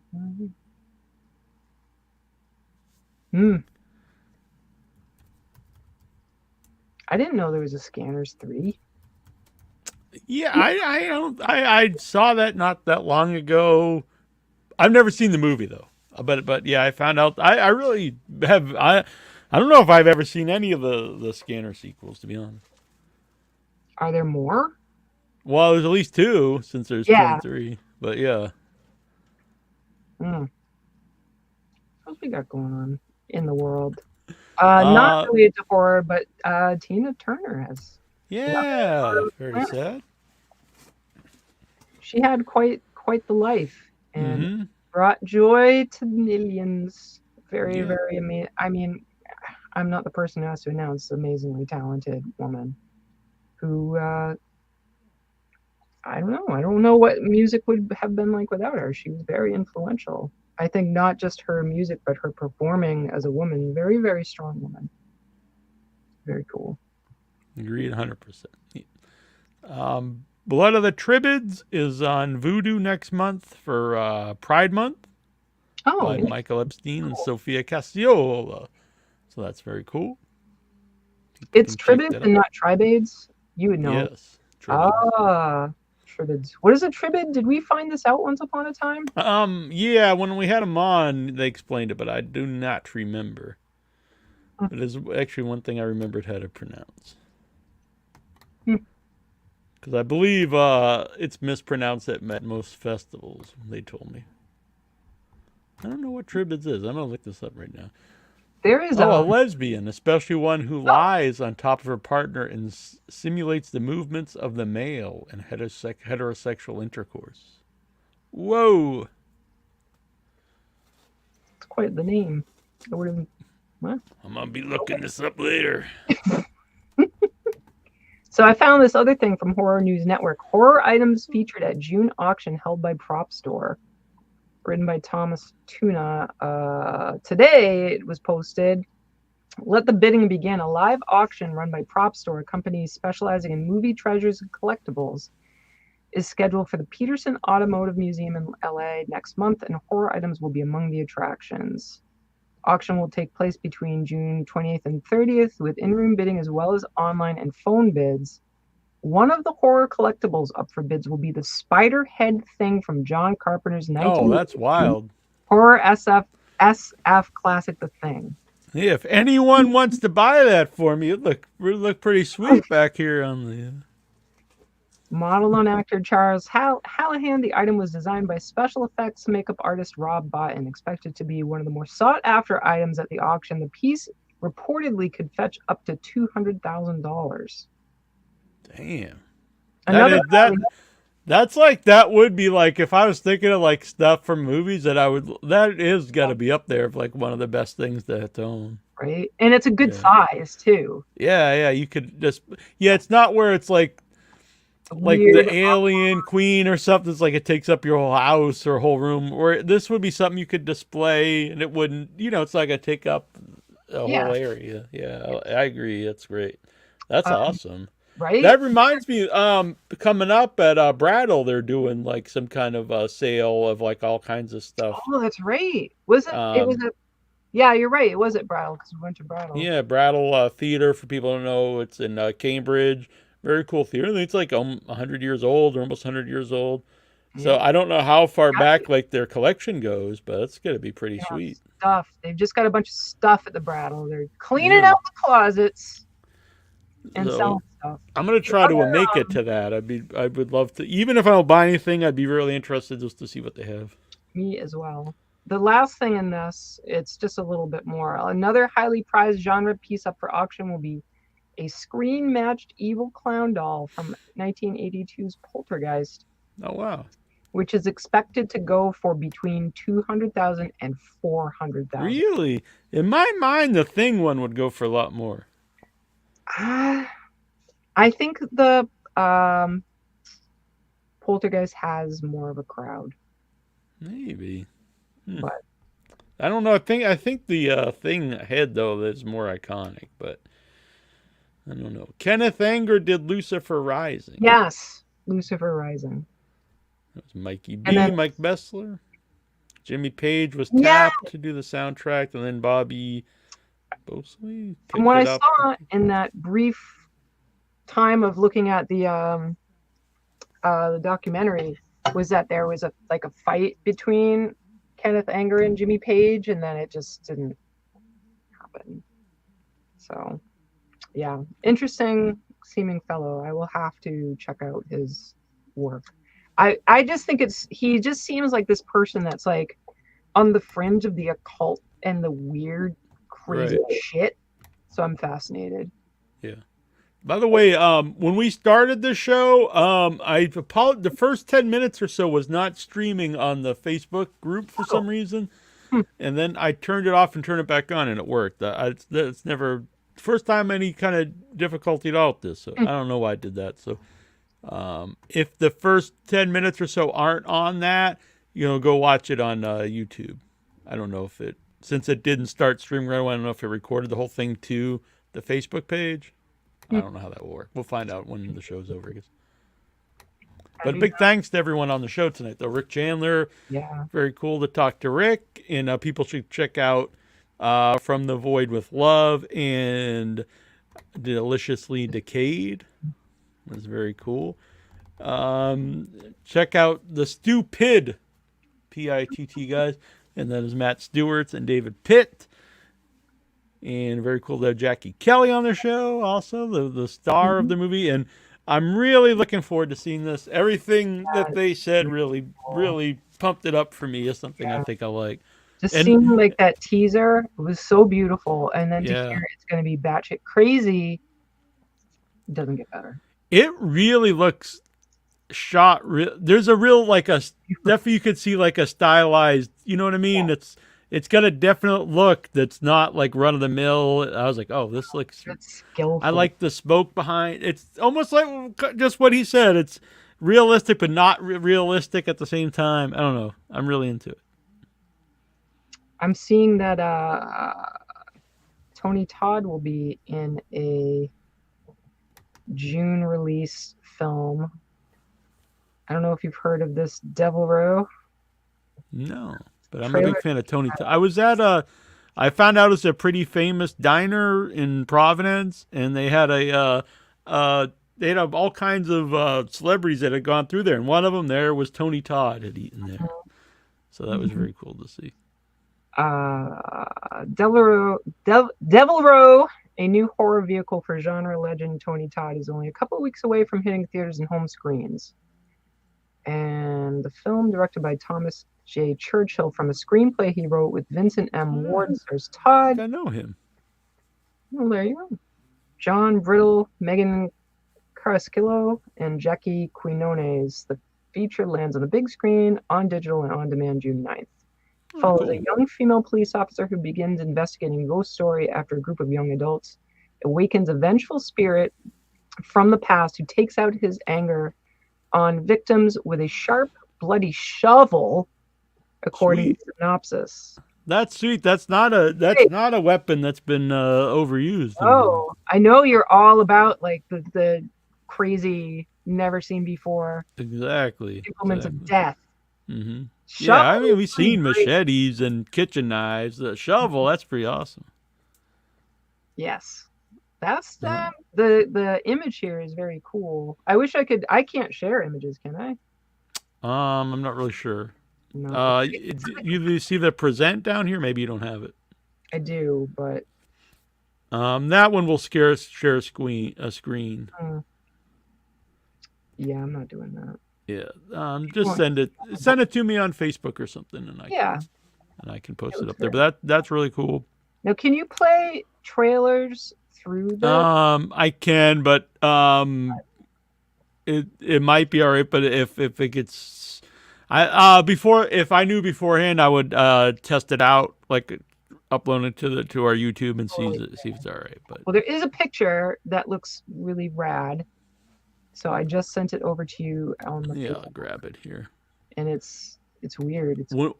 I'm gonna bring up while I'm getting this ready. I want to bring up when we were in Rhode Island at that place. Yes. So we went to you and Troy. This is Troy and I. We went to Free Play Arcade, I think it was called. Mm-hmm. And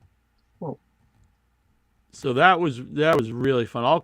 It's a great deal too. It's $7 to get in, and all the games are free. And that's amazing. You can just play for until 1:00 at night. It's wild.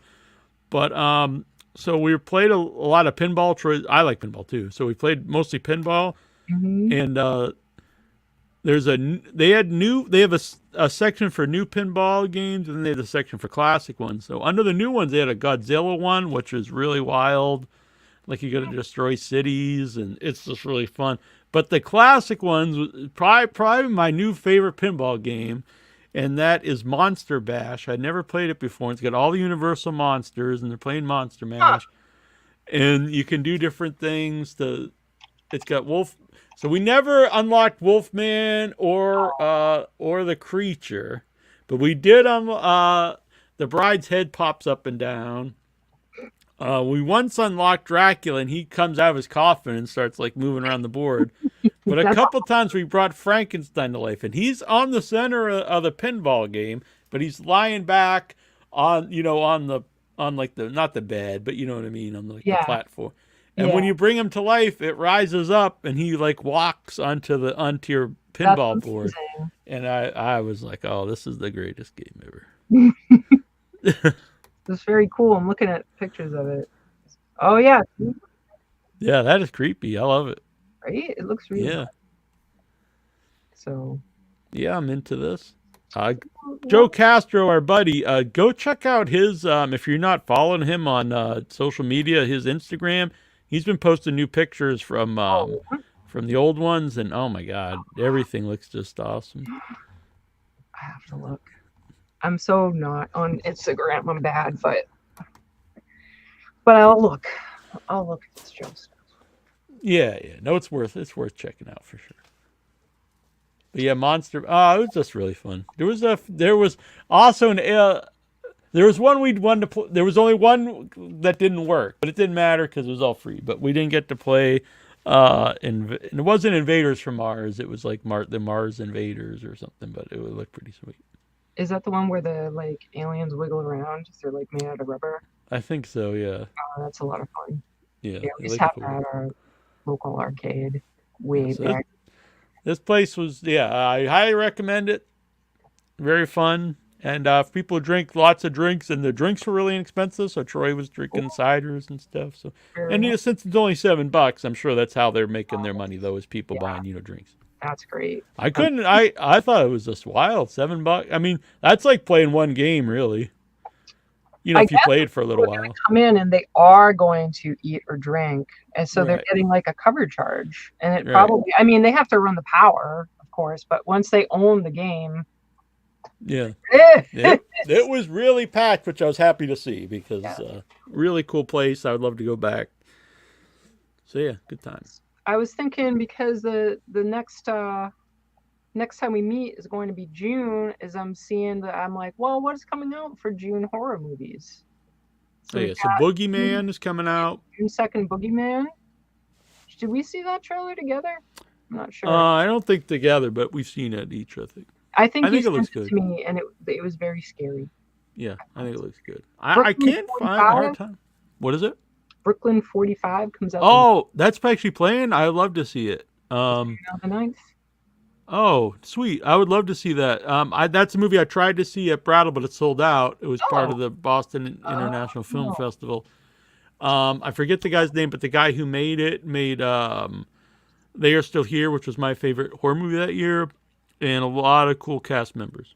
The picture looks goofy. Larry Fest. Yeah, I know. It's a little weird picture where it's got like a ghost popping out of the thing. And the guy that looks like Eugene Levy is like, yeah. Well, I think it might be Larry Fessenden is in it, who I'm a big fan of. So. Oh yeah. Yeah, I don't know, but that's coming out. Then let's see, June 12th, The Devil's Candy. That is from, I was going to say, that's a 2015 horror film. I love that. That was my favorite horror movie that year.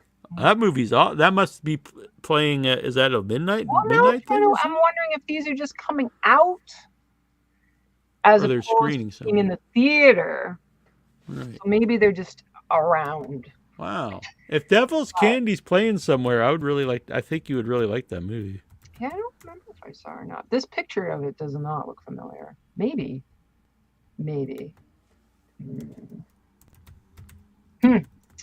Jagged Mind, June 15th, is an upcoming Hulu horror thriller. So maybe these are ones rather than theatrical release. Run, Rabbit, Run. The still for that is cool. It's like a little girl.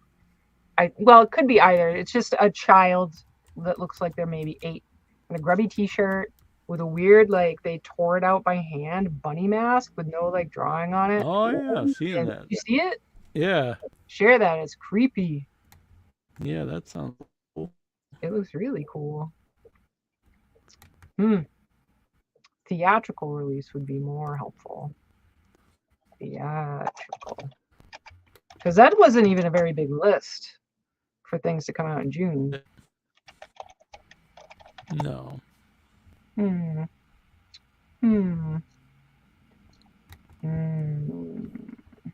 Well, that's what we got right now. those, whether they're in the Yeah. theater or not. Sometimes they don't pop, and sometimes they don't. They won't show them up here until they actually come out. I'm gonna check my AMC app, see if they list anything coming out. And I know, like I said, Boogeyman. Yeah. Let's see. These are in theaters. The Lighthouse is in theaters again. What? Really? Apparently. The Transformers. Shin Kamen Rider. What is that? I don't know. I think it's like a Asian sci-fi. Boogeyman. They list that multiple times. Boogeyman, another Stephen King I'll just read it out from cinemablend.com. Another Stephen King adaptation is coming our way, this time with this 1973 short story, The Boogeyman. It's about two sisters who become enamored with an evil presence in their home following the tragic death of their mother, as simultaneously their father struggles to deal with a loss.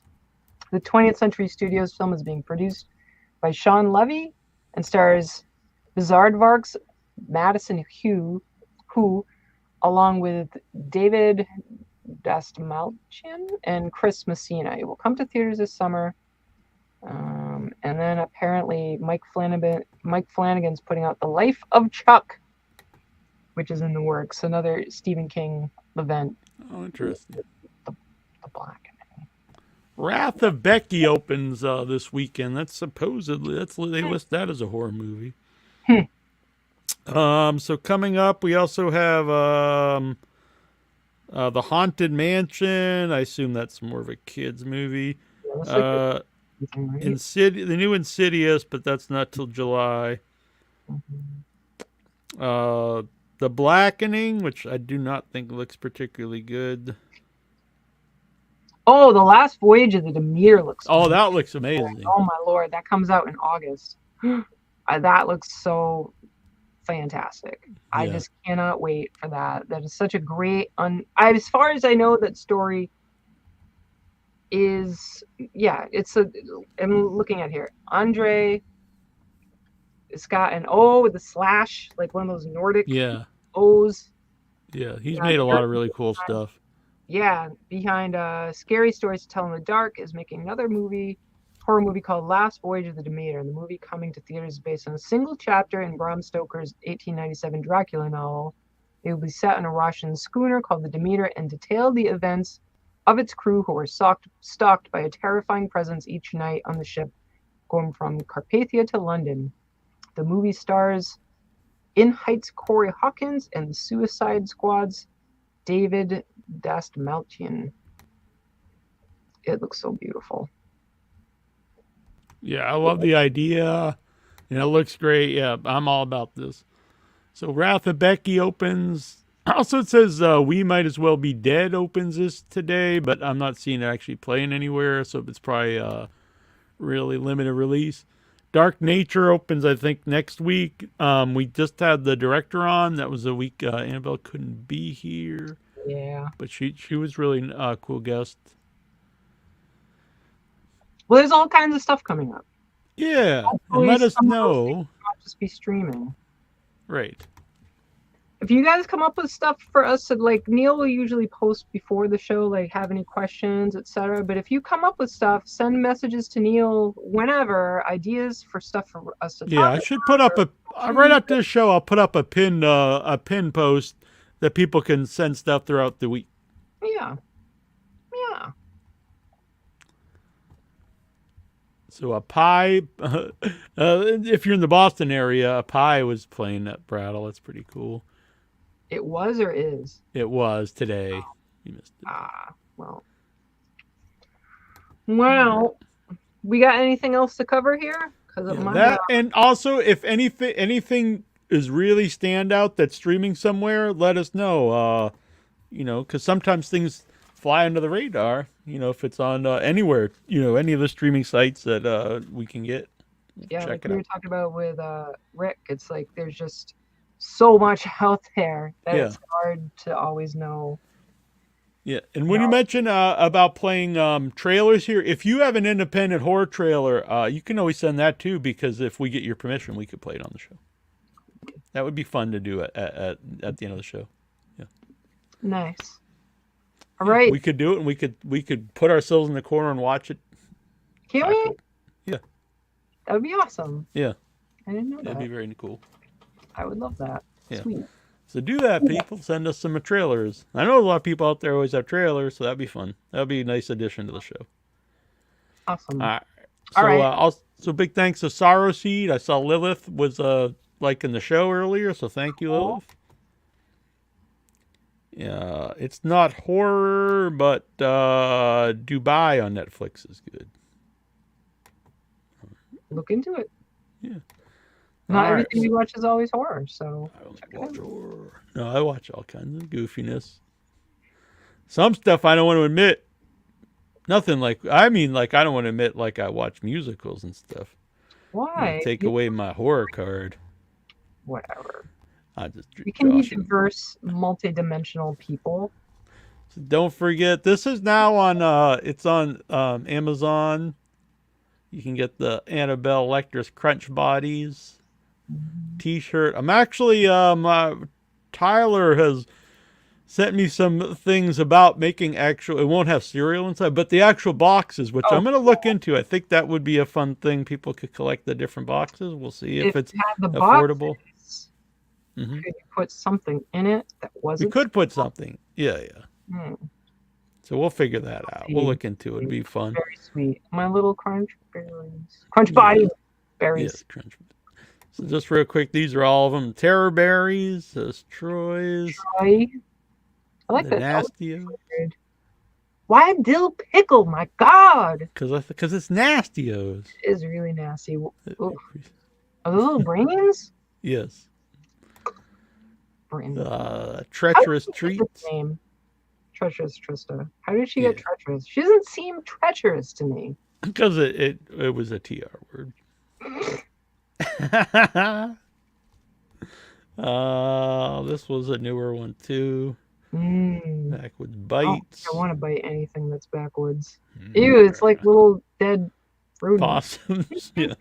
That's awesome. Let's see, Inferno Bites by Deborah Lamb. Oh, okay. Inferno Bites. New. They actually they make your milk flammable, so that's always very safe. The Bill Wheaties, the Breakfast of Necromancers. It's very fun. And I have to admit, the top selling one is the Greasy Flakes. I mean, it's pretty excellent. Yeah. Pink grapefruit flavor. My God. But this, all this goes into the film. Pink grapefruit flavor with olive oil and mini sausages. What a great movie. Greasy Strangler.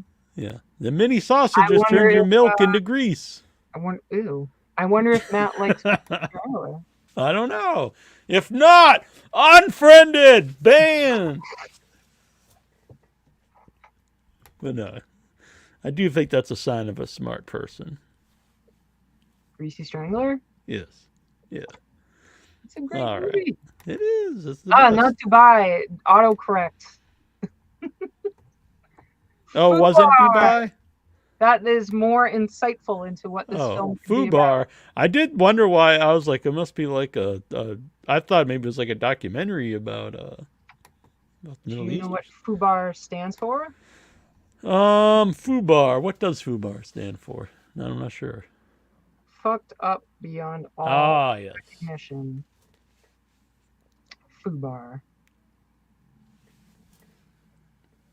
Was that your Fubar pose? I don't know what Fubar is supposed to be, but well, I'm totally fine. I drank much caffeine. You don't seem fine. You're just waving around random things in there. All right, so we're gonna play us out with this is the final week for our music of the month. Sorrowseed. Oh, also coming up, because these were previously recorded, but I was not. Oh, that's something too.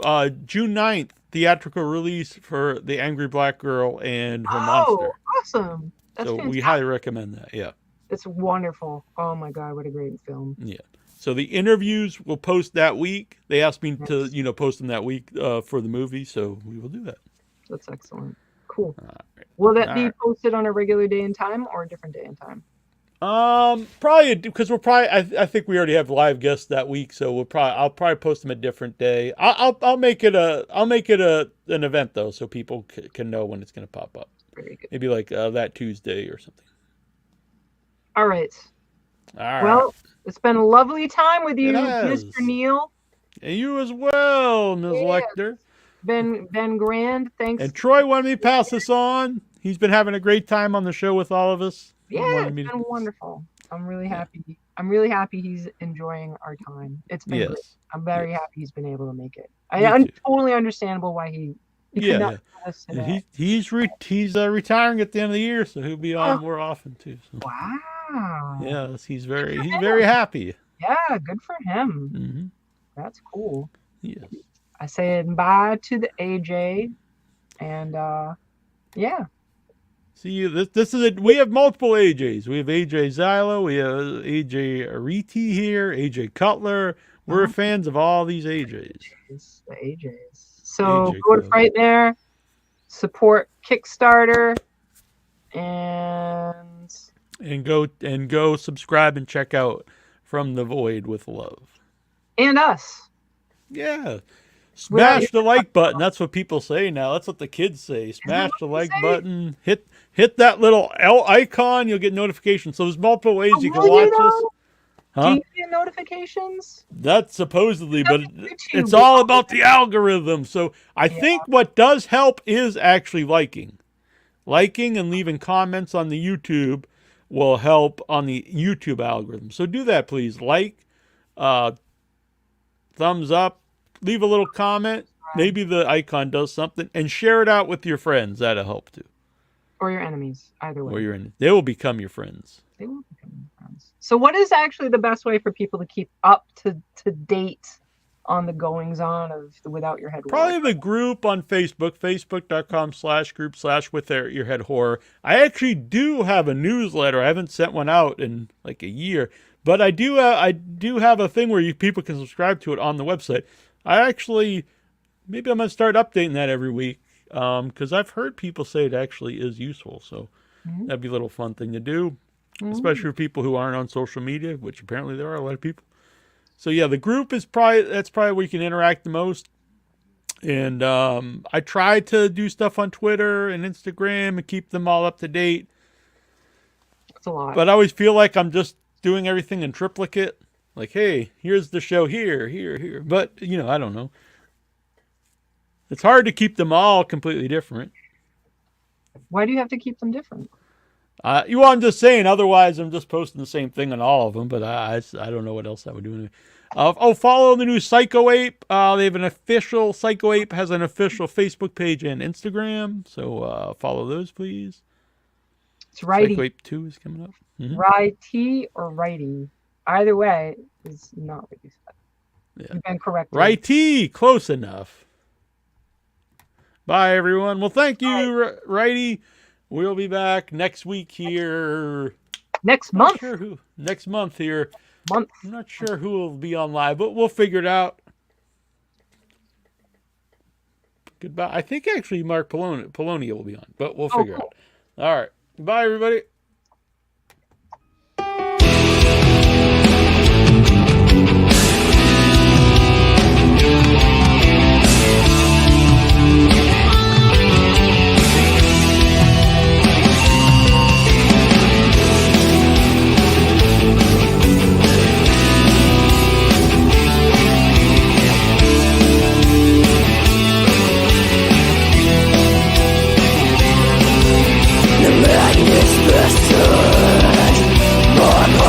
Than ever before, ancestors, those I once adored, will witness to their